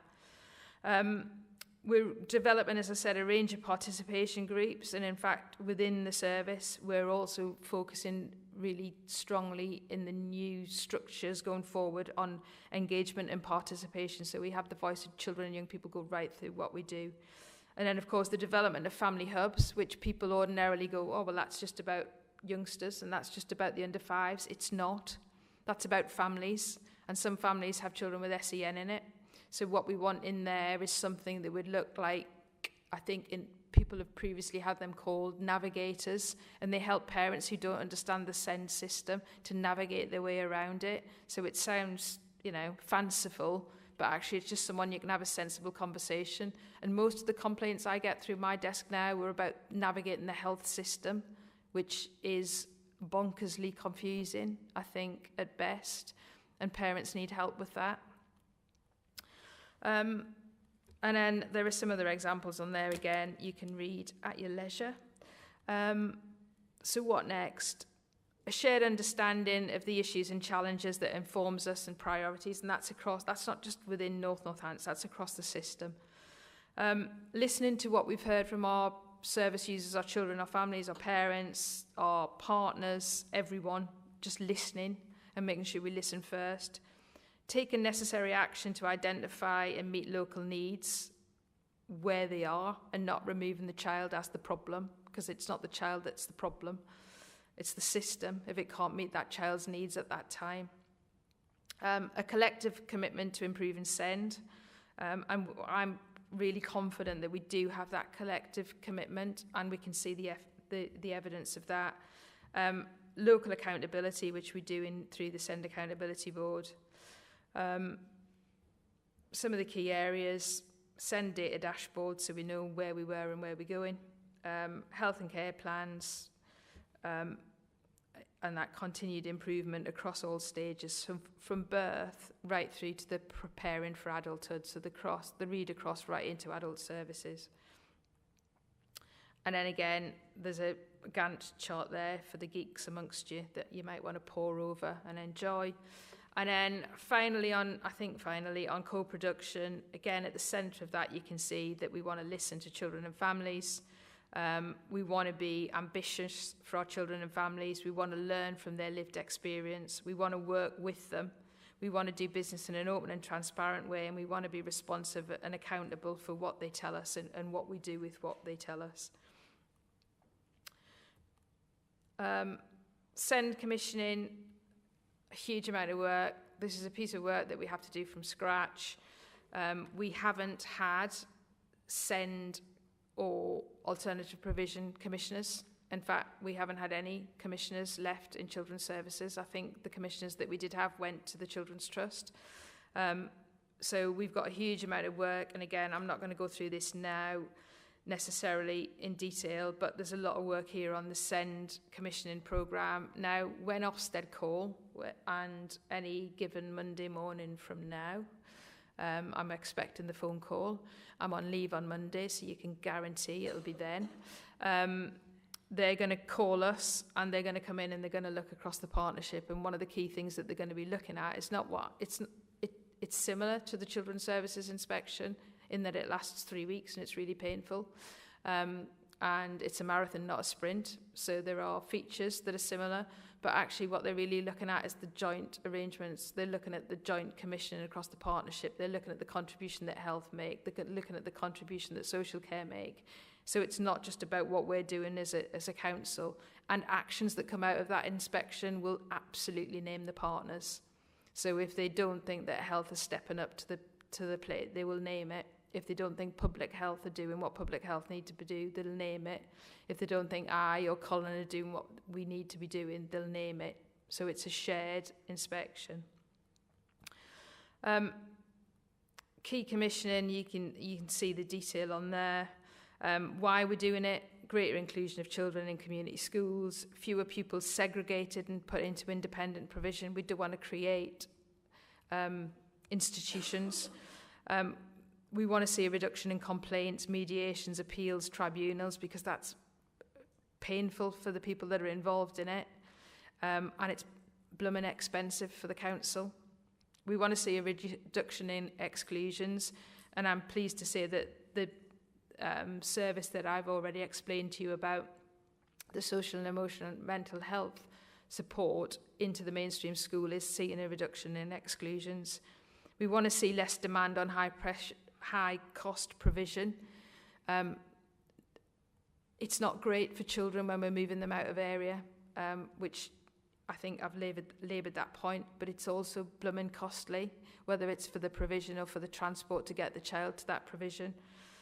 We want confidence in what we're doing, in the data, but also in children, parent feedback. Impact, again, more to do in there. So how will we know we're making a difference? Increased confidence, expertise and inclusion, so more children staying in their local schools, and more confidence for the people that are dealing with those children in those places. High quality provision and value for money, and we've seen some of that already. A local offer that enables the majority of children and young people to have the same offer as others across North Northants, because that's important. And that their local communities, whether that be the school, youth groups, access to facilities, is more consistent and is fit for purpose for those children. So the child's at the centre of it. A system that's capable of prevention as well as providing the hard end, because the hard end's not going to fix it. And it doesn't matter whether it's me or Colin standing up here, we'll tell you the same thing. We need to invest in early intervention. This is not a play for me asking for more money, but this is me saying we need to intervene sooner. And we want to see higher achievement for our young people with SEND. Embracing our future. I didn't put these slides together, so that's a little bit embarrassing. They're talking about me, but I'll take it.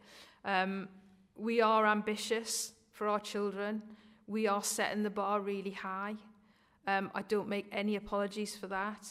These children deserve better. These children deserve more, and we need to do better. And we are nowhere near where we want to be. I expect us to get highly challenged and highly criticised when we get inspected. But we are public servants.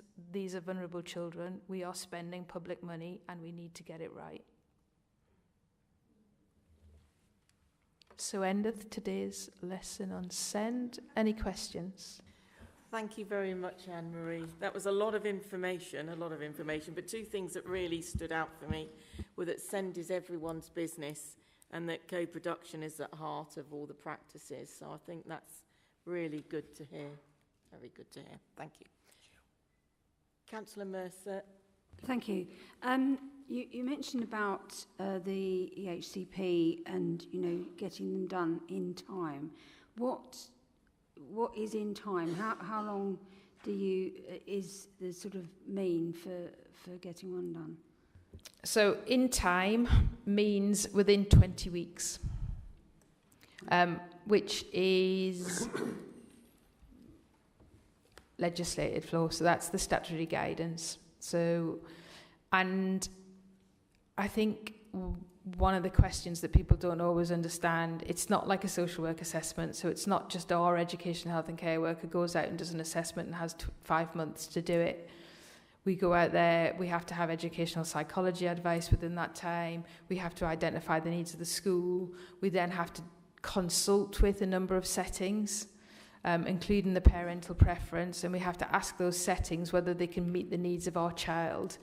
And it's from the start of that process to getting a plan where we've consulted on the schools and the schools have agreed that they can meet the needs of the children, and sometimes they say no. Often they say no. Sometimes then we have a right reply and we need to challenge it. So that whole process takes 20 weeks.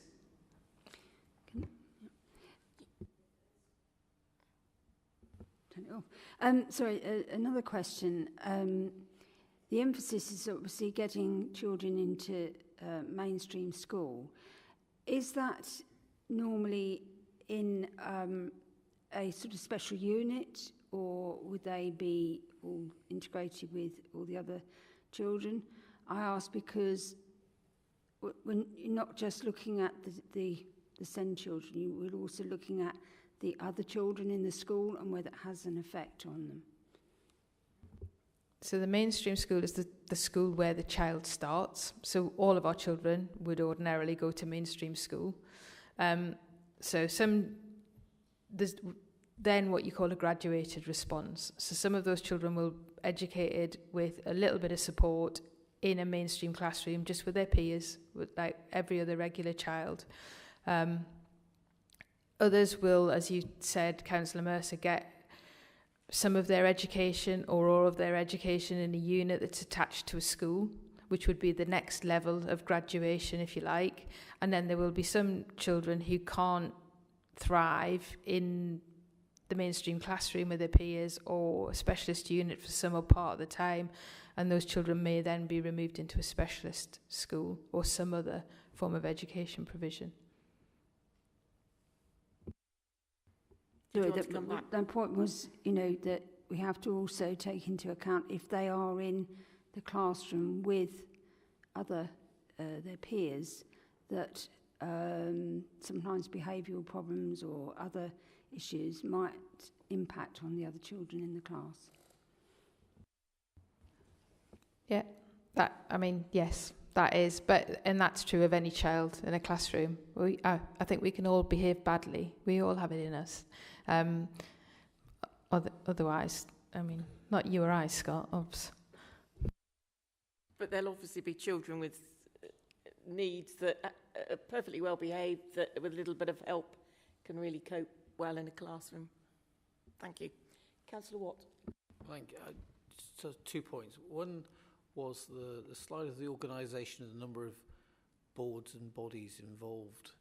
There seemed a lot of bureaucracy kind of in there, and that does everything always go through that's intended to go through, and it seemed very, very busy. And then the next point was, it isn't a perfect system, is it, about allocation of funding to pupils? Because I know an individual who works in a school and they have one child in their class who has almost full funding, but isn't that bad? And then there's another child in the class who is much worse and doesn't have any funding at all. So then they obviously, it's fortunate the kind of the help is shared out, and the child who doesn't have any funding really benefits. And then you talk about clawing back money from some places, like £500,000. It wasn't intended. It wasn't there. But perhaps some of that money was actually working, because there was perhaps children in there who did need extra help and never got a SEND assessment for them to benefit and to have extra help. Can I just be clear? When you say much worse, you mean a greater need? A greater need. Exactly. Yeah, thank you. Councillor Brackenby, that was going to be my first point.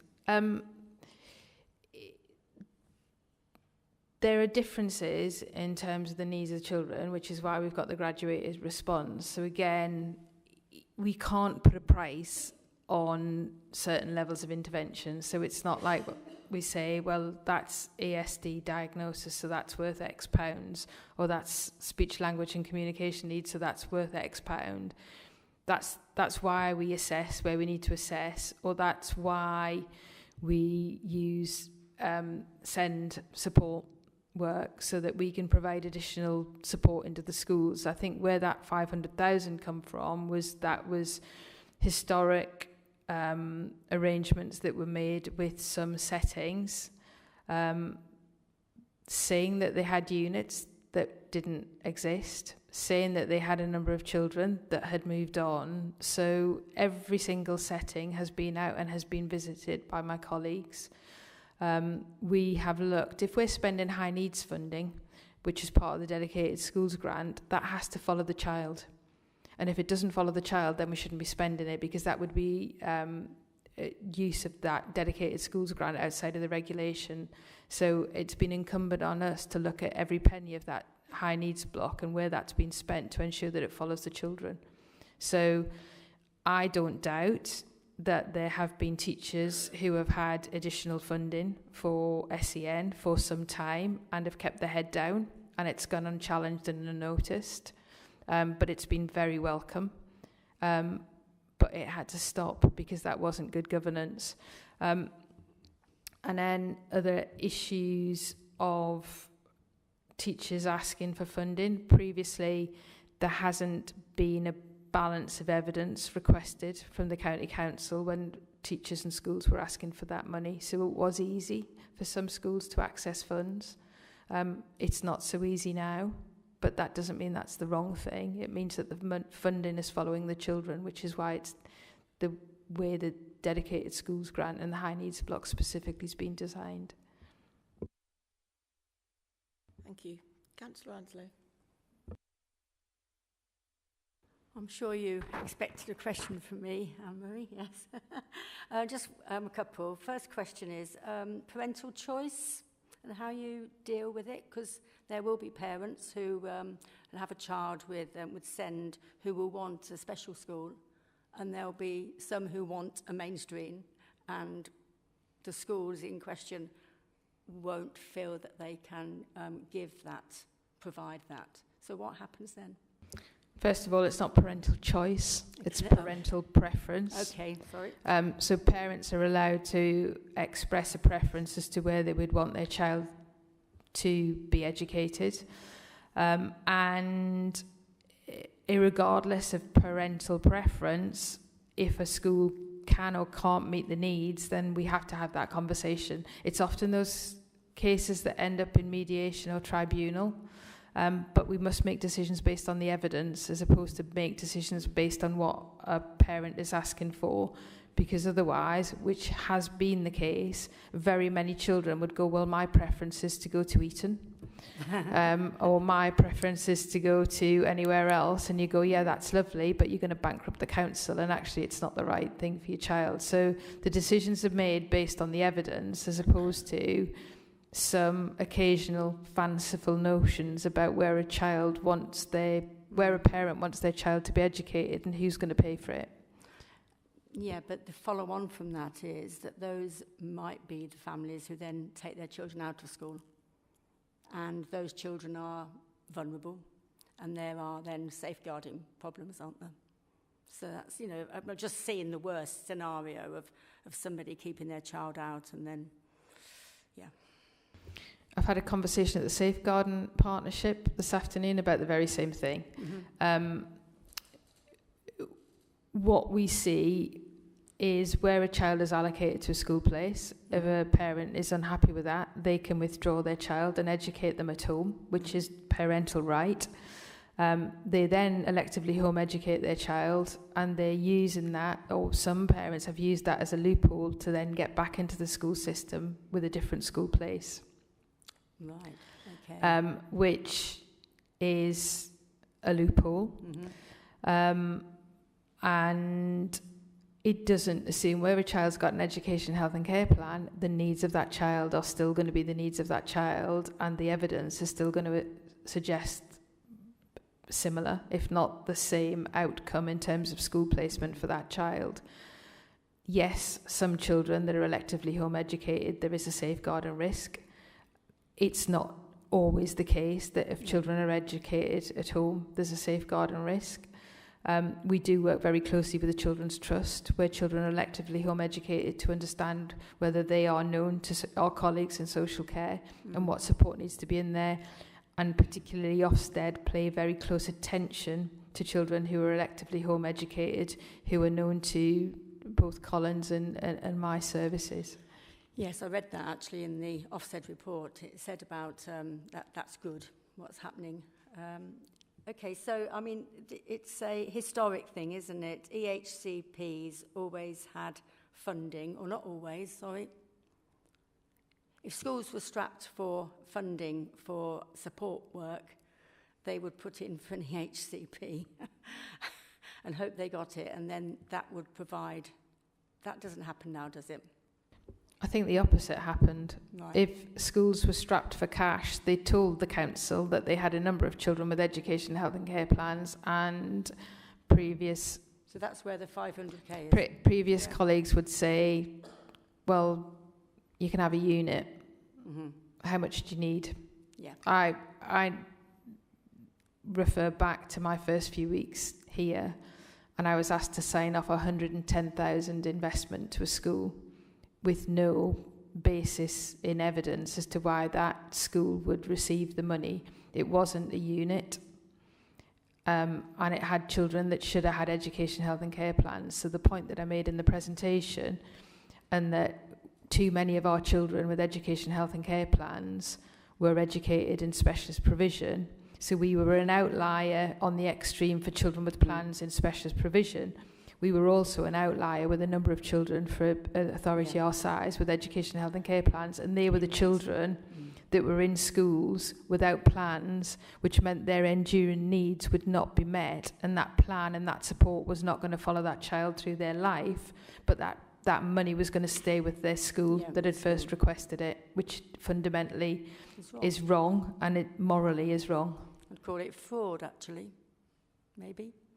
Can I just finish with one then? Is there any thought of another special school, as the needs are so great? And there is a need for special schools. You know, I'm an advocate for mainstream where possible, but there will be children who will thrive better in specialist provision. So are there any plans for that? We have free school bids in with the Department for Education at present for SEND provision, and we have free school bids in with the DFE at the minute for alternative provision. Okay. So we're crossing our fingers on two fronts. Thank you. Thank you. Councillor Andy Mercer. Thank you, Madam Chairman. During your presentation, I got the impression that you were implying that in the past some children have gone into special schools who should not. Is there any mechanism for returning them into mainstream education? You're correct, and your understanding of my delivery, Councillor Mercer, and what we can't do is disrupt a child's education. So if they're now in a specialist provision, they'll stay there, unless, of course, at a point of annual review, a parent expressed a preference that we took that child out.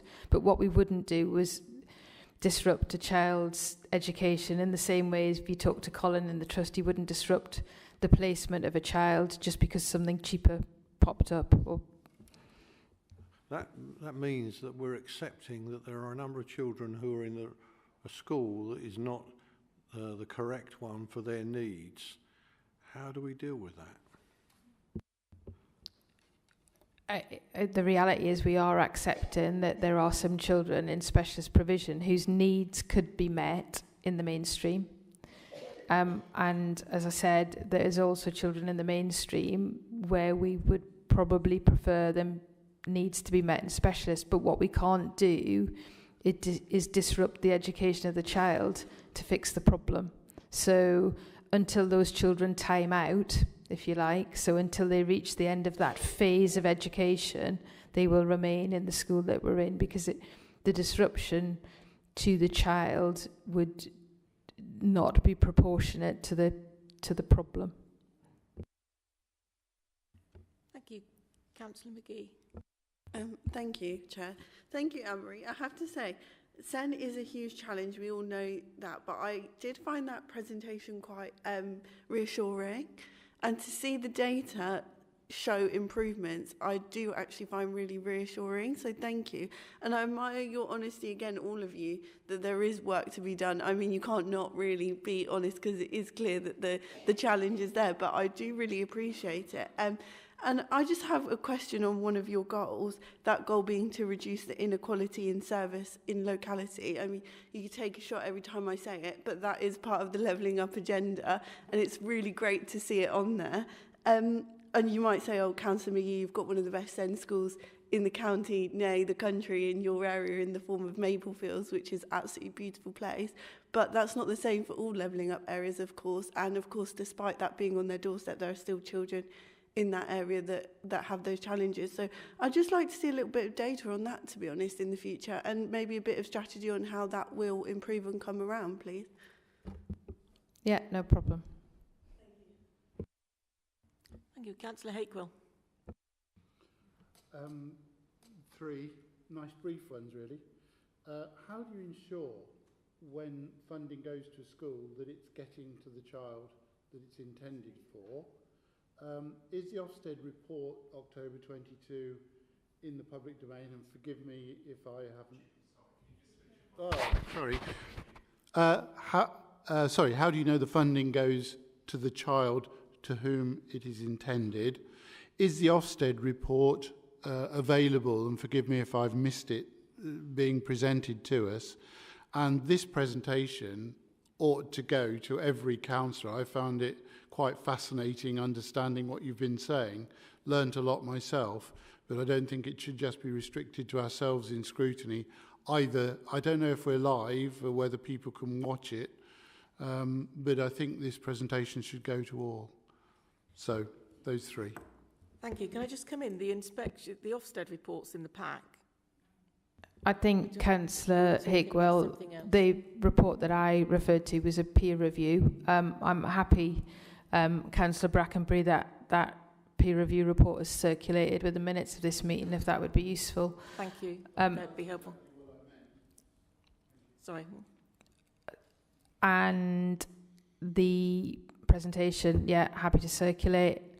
It will be part of, it forms part of our self-evaluation as well, which we will present to Ofsted when Ofsted arrive. And forgive me, Councillor Hakewell, but I've forgotten what the first question was.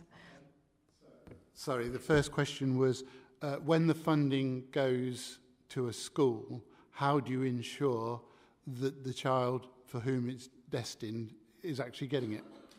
Well, you can imagine that the first person to tell me that it's not is the parent.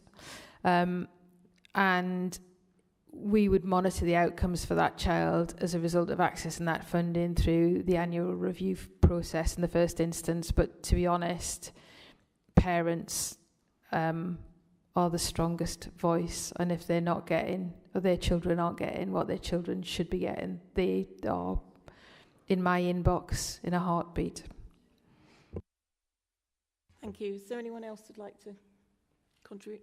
No, thank you very much. Oh, Councillor Scott. Sorry, Jim, just about the pack going out to everybody. We are in the process of having a members' information session on this as well, where everybody can come along and then we can send the information out after that. Send is probably one of the biggest things that comes in my inbox, and I know from a lot of other councillors who pass on information and things. So that's why we're doing this, and it will be in the next couple of months. So it will be out there. That's excellent. Excellent. Thank you. Thank you. Well, thank you. It's been great to hear about the improvement to journey on SEND for children, and it would be good to have something come back and feedback on the further improvement. And I'd be interested to looking at the co-production charter as well once it's available. Thank you very much. And you're obviously welcome to stay, but welcome to leave as well, because it is late in the evening, and I know a lot of people have got a long journey home. So thank you.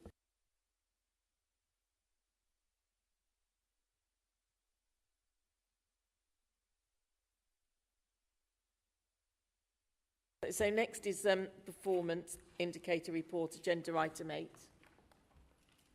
Thank you, and Rob's here to answer any questions you may have. Thank you, Chair. Yeah, obviously, sorry. Folk will have noticed that I'm not Guy Holloway. I think I've met or been introduced to most people here. I'm Rob Atkins. I'm Interim Head of Performance Intelligence and Partnerships.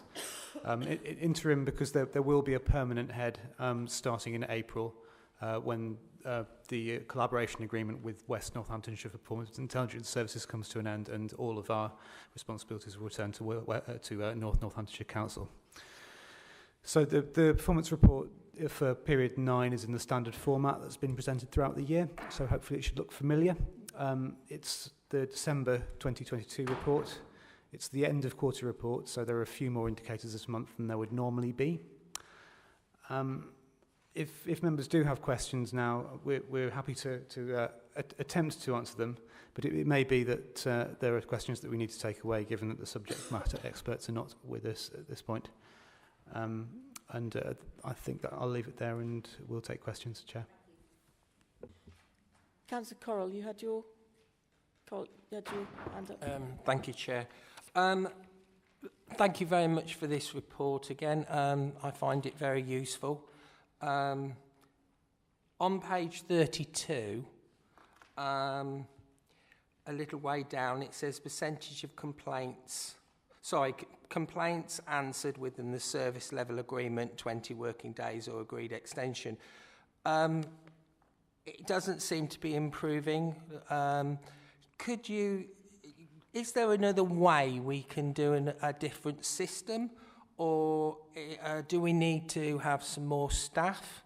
I noticed that you used the word complex complaints for the last month, but obviously this is one of the bugbearers. People ring in and they're not getting answers to a suitable timescale. So how can we improve this? I'll answer that one, as customer services is within my remit. So I took over customer services a few months ago, and that includes complaints as well. To be honest, this figure is really disappointing, and I've said that to my team, I've said that to Corporate Leadership Network as well. It should be much higher, because I think what our residents should expect, that if they raise a complaint, that we should respond within the service level. Absolutely. And it's not where it needs to be. So I think we all accept that, and that's what the data is showing. Because of that, a few weeks ago, I took it to the Corporate Leadership Network, which is our assistant directors and our directors as well, to talk to them about how important it is that we get back to people, within the right time, understanding that some complaints are particularly complex, so you're not going to have an automatic answer within 20 working days.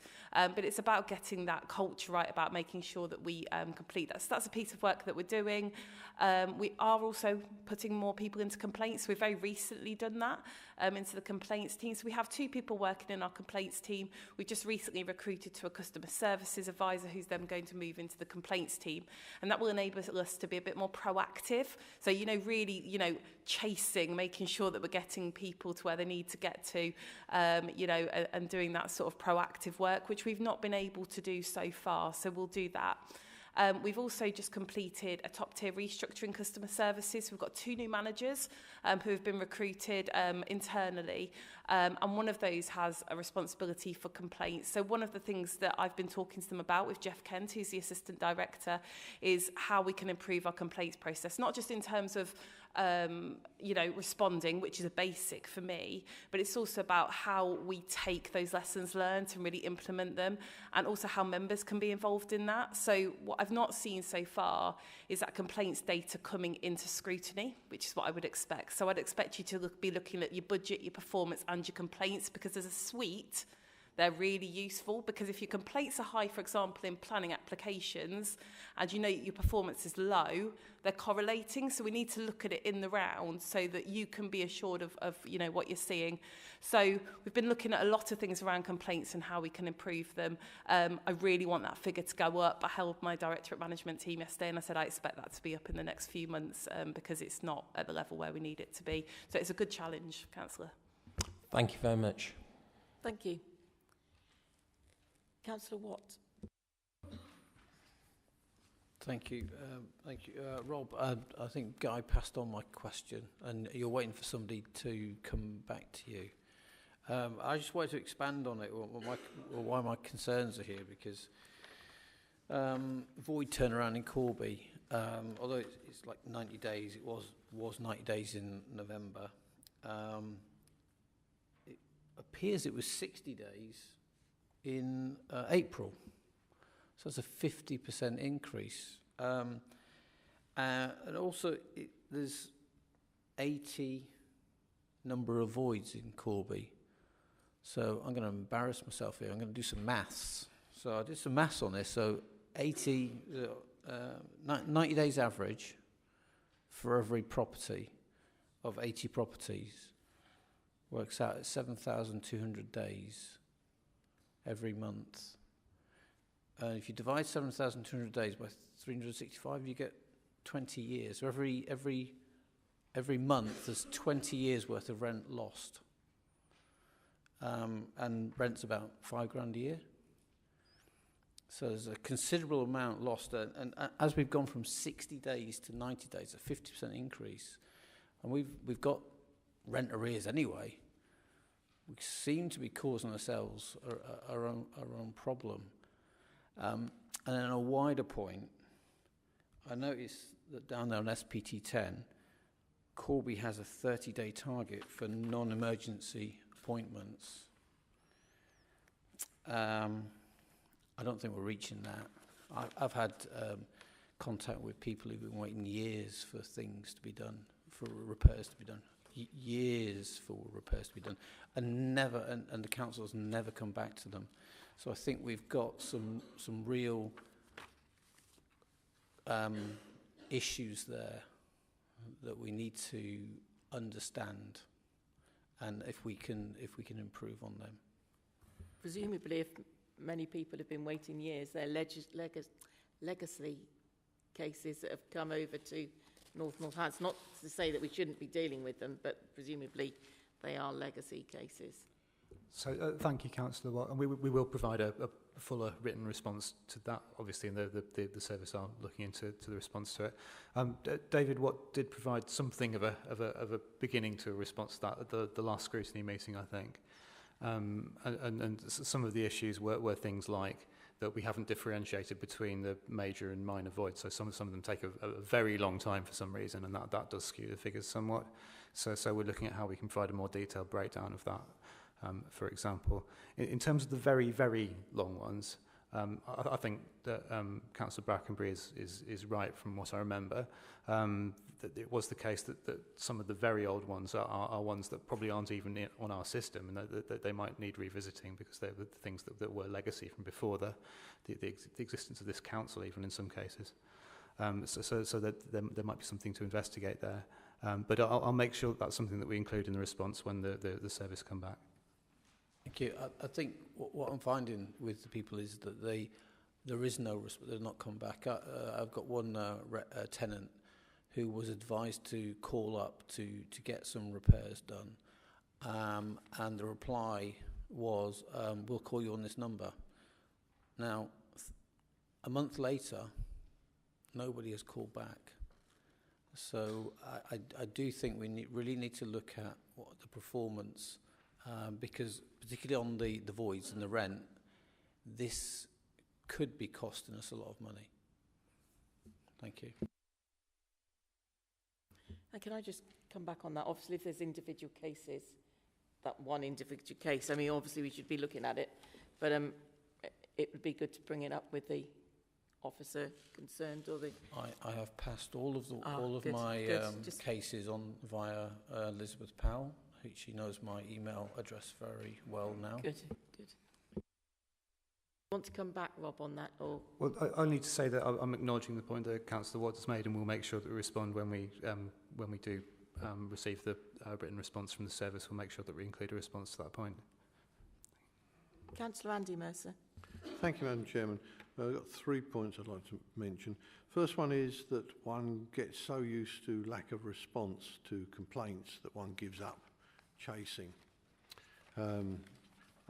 Second point, when you're looking at bringing voids back into use or major repairs, it's worth looking at both the median and the mean time, because it's quite often the case that the mean is extremely distorted by some very, very long complete rebuilds for one reason or another. Now, for a cost point of view, the mean is the figure you look at, but if you want to look at the actual performance of the repairs department, it's the median I'd be more interested in. Right now, completely separate from that, I'm interested in the voids in our innovation and enterprise hubs. We've got a lot of voids there, and we don't seem to be making a dent in it. Now, in the narrative alongside, it refers to the problems with the roof at the East Northants Enterprise Centre, and it says it will be getting a permanent fix shortly, or it says within weeks. Well, does that mean before we have our next meeting it will have been repaired? And if that's the case, how soon can we expect the figure of 59-point-something% occupancy to go up to something more like 95, which is where it should be? Thank you, Councillor Mercer. Yeah, again, I think that there was a question on this at the previous scrutiny, and there was an answer which hasn't made it as far as the commentary here. So apologies for that.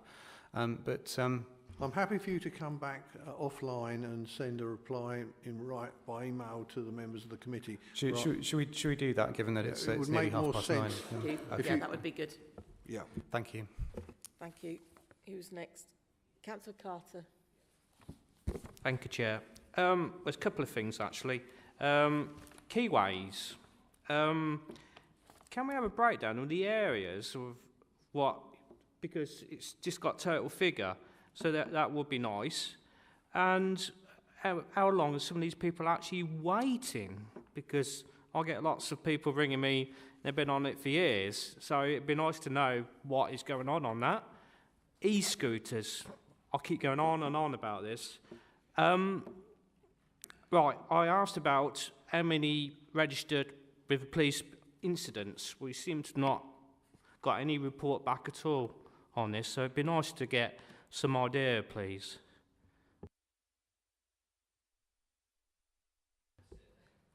Thank you, Councillor Carter. I'll take those away. Thank you. Sorry, Councillor Ansley. There we go. Yep. I think you probably can guess what I'm going to talk about. AFL 12 on page 45, number of rough sleepers. Again, this is very topical. Over the country, there's been an increase in on that count, that night when they count them in the autumn or in November, whenever it is. There's been an increase. The commentary is really interesting, where it says that Wellingborough, has more people, and I know that because it's evident when you walk around the town. But what I'd like an answer to is where it says we had 9 rough sleepers across Northampton and NNC, refuge accommodation and safeguarding were raised for all. What's the refuge accommodation? Where's that? So being very new to Northamptonshire, full stop, I'm afraid I don't know the answer to that, so I will have to ask. Refuge accommodation. Do we know where is it? What are we talking about? Is that Dunedin Road? Is that actually still running? Which is well, that's why I'm asking, because I thought all shelters were closed. And I'm interested to know if that is a shelter A refuge sounds like a shelter to me, and all the shelters closed during the pandemic and haven't opened as far as I'm aware. So I think we're missing a colleague who would be able to answer that. So we'll get a specific answer for you, Councillor Anslow. I don't think they all closed, because I understood that Dunedin, which had 2 individuals per room, they had to go down to 1 individual per room. Oh yes, okay. So if they've got single rooms, then I'm not I sure understand. if Dunedin is still open. I think Okay. If we can get the answer by email to all members, that would be great. And Of course. I will be passing this information on to the providers of the good food in Wellingborough. If you read it, it says there are multiple factors why there are more number of sleepers in Wellingborough, such as evictions from a temporary accommodation provision, as most of the provisions are in Wellingborough, along with the food provision in Wellingborough being the best across North Northants, provided by the community and faith groups. So we're encouraging people to come to Wellingborough. What do? Stop giving them food? No, we provide them with somewhere to go. That would be a better answer. Well done. Thank you. I was Thank just you. making a comment. Councillor Jill Mercer. Thank you, Chair. On page 35, the planning statistics, and we have some commentary saying that it's slightly better. Well, I think 81.89 to 81.93 is a very, very slightly, and it seems to be fairly consistently under par, and it does say that we anticipate it improving with extra staff, but it seems to have been going on, for quite a while. The sort of low performance in this, and so I'm concerned about that. And I see sort of with the major that. I mean, it's fairly low numbers, but it's 100%, which is very good. But they are in time, or whether they've, I think they've also, if they've made an arrangement with the developer to get an extension, and I have a nasty feeling that they keep sort of getting more arrangements. So although it looks good as green, I think there's still quite a lot of applications that are waiting in the system. So it's quite a concern that, I've had people come to me and say, why have I been waiting months for this application to be looked at? And obviously each person thinks they're the priority, but it is a bit concerning. Did you want to come back on that, or do you want to send an email round?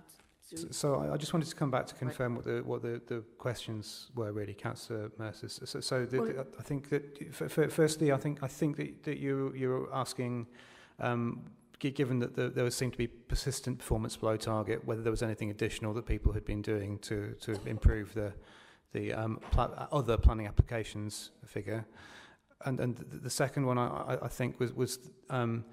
For the both the major and minor, do we have any more information about exceptions and whether those exceptions have been repeatedly moved for long periods of time?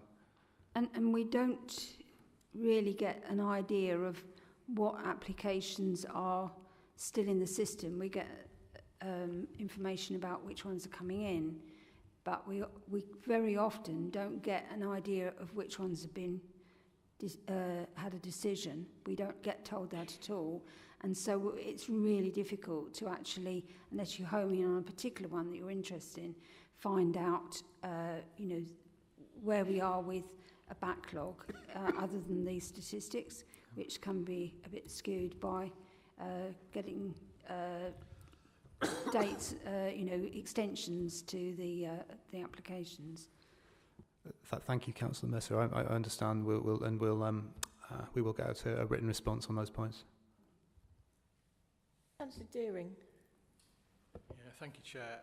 Page 45, STP 38, percentage of rent collected.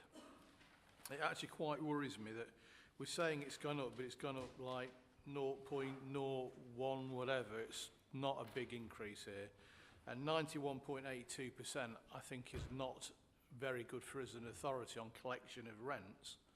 Now, I'm afraid I can only go back to KBC days when I think we had 98%. But yeah, there's a big difference there between that 91.82 and even getting to 100. And I just wonder if we can find out how much money that is that we're losing out on rents. We used to get a figure.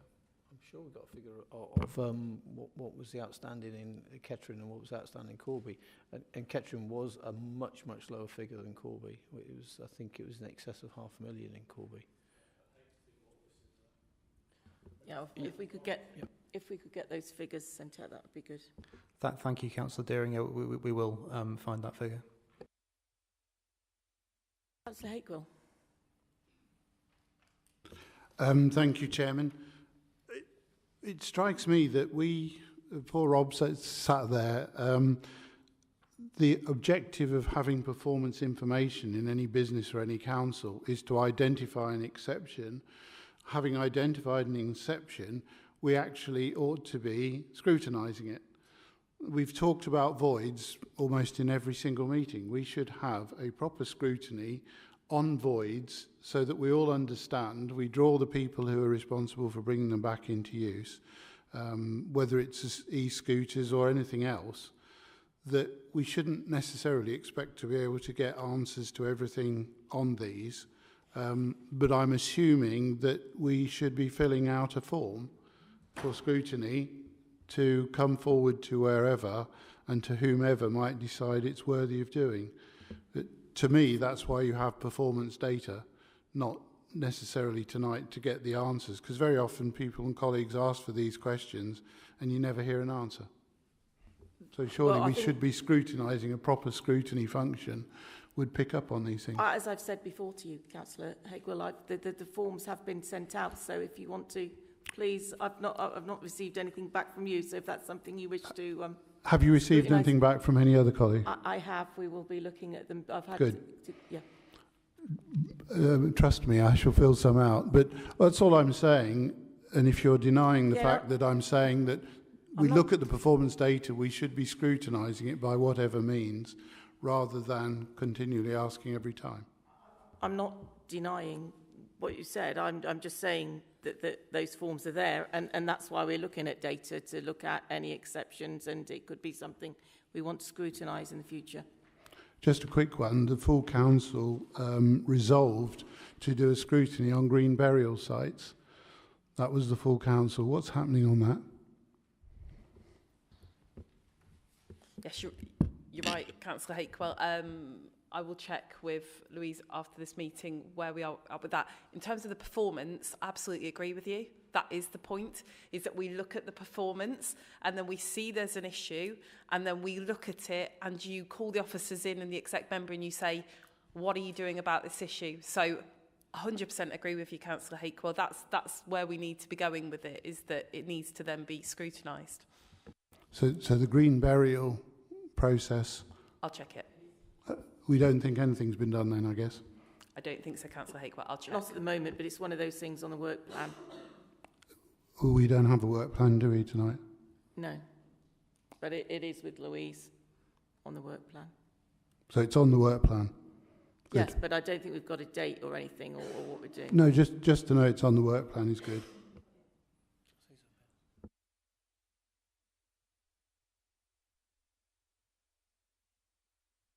I think you were on finance scrutiny last night, Councillor Hakewell, and I think the chair of that reminded you about that the officers produce a report and then we scrutinise it.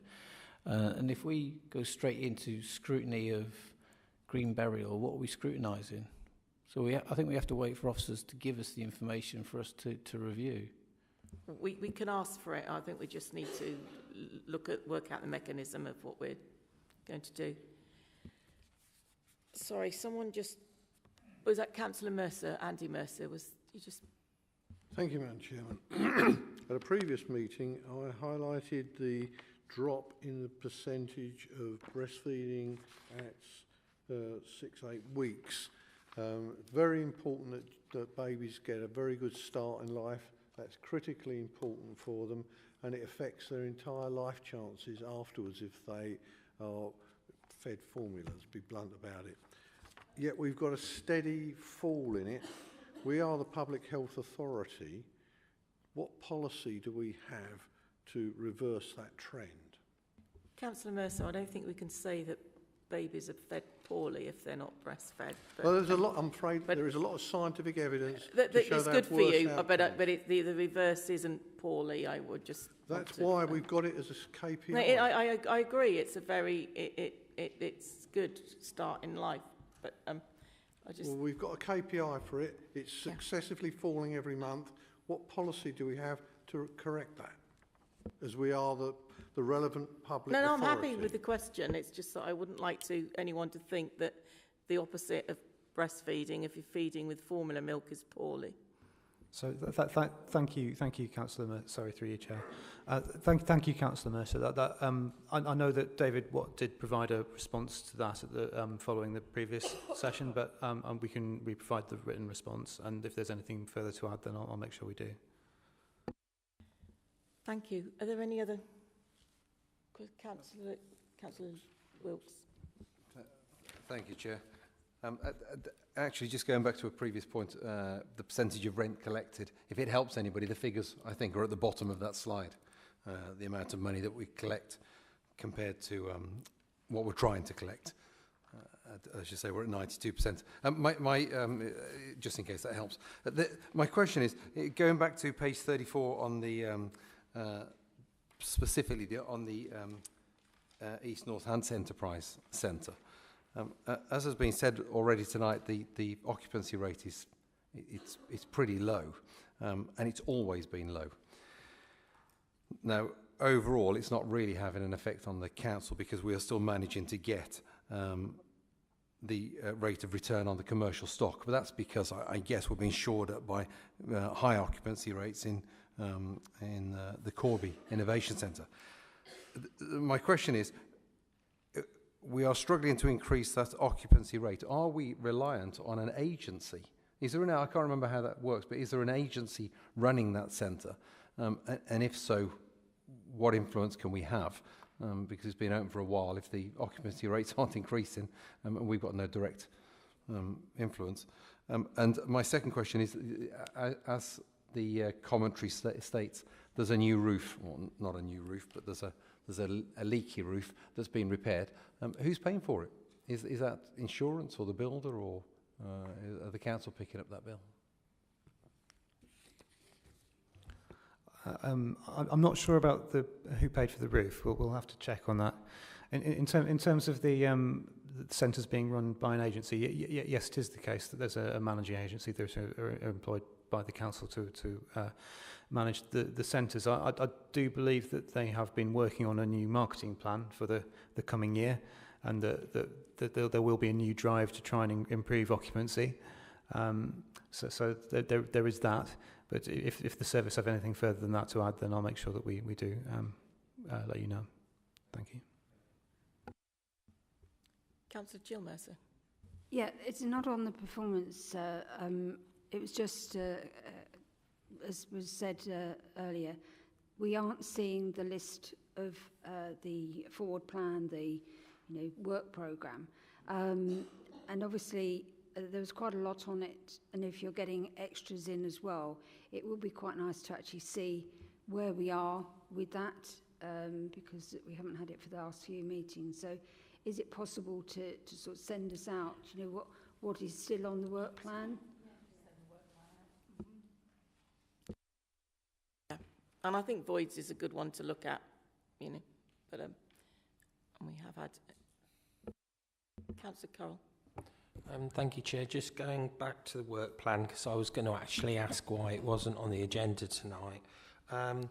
Is there any chance we could scrutinise or put on the work plan Keir's performance for highways?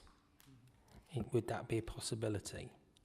I'm sure we can, but it's a new contract, so whether we'd want to scrutinise it immediately or wait Well, Louise, There is an item on there to look at care a year after the contract started, so I think that's about September this year. Okay, thank you. Councillor McGee, did you? Yeah, thank you, Chair. Sorry, I wasn't even going to speak, but I'm going to say it. I agree with your comments about the earlier breastfed argument. I hate to even bring it up again, but given that I found the slightly undertones of misogyny in this council recently, I just want to make it clear that, you know, we have the right to do what we want to do, and it's fair enough to monitor that. But came to this meeting today slightly wound up by misogynistic undertones in previous meetings, so feel the need now to express that. I don't think that was a misogynistic comment. I think someone. Councillor Mercer, I'm can I being stop you? attacked here. I have a right to Councillor reply. Mercer, can I just? I'll let you come back. I don't think that was a misogynistic comment. I just think it was a comment that perhaps could have been put better. That was about the importance of breastfeeding where mothers can, but. Councillor Mercer, I'll let you come back. I have a doctorate in mental health evaluation done in a unit where we did perinatal mortality research. I have a lot of experience in this field. I feel very strongly that we should be giving the best possible outcome to our children, and to imply that makes me a misogynist, I find disgusting. I don't think, I didn't feel that you meant that like that. I just think, you know,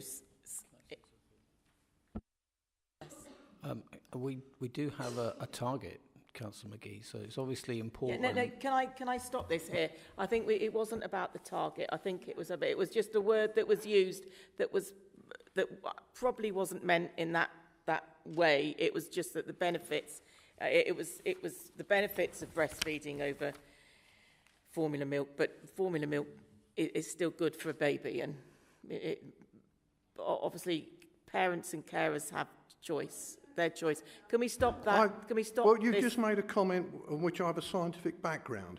I just checked a research paper in the last week showing that the outcomes of formula milk are worse than previously claimed by the manufacturers. That is in the last week that was published by a major peer-reviewed journal. So to suggest that you get equal outcomes is not fair. I didn't suggest, Councillor Mercy, you get equal outcomes. I know there's scientific, knowledge about the importance of breast milk. But anyway, I think we've exhausted this topic for this meeting anyway. There's no reflection on a mother if she doesn't breastfeed. Absolutely no reflection. Councillor Watt, I think I said we'd exhausted this at this meeting. I agree, there's no reflection on a mother or Through you, Chair. Thank you all for your questions, and I'll make sure that we do get a timely written response to everything that everybody's asked. Thank you. If you could send those to Louise, and she'll send them out to all members. So thank you very much. There being no urgent items of business, I close this meeting at 21:47. Thank you all for attending.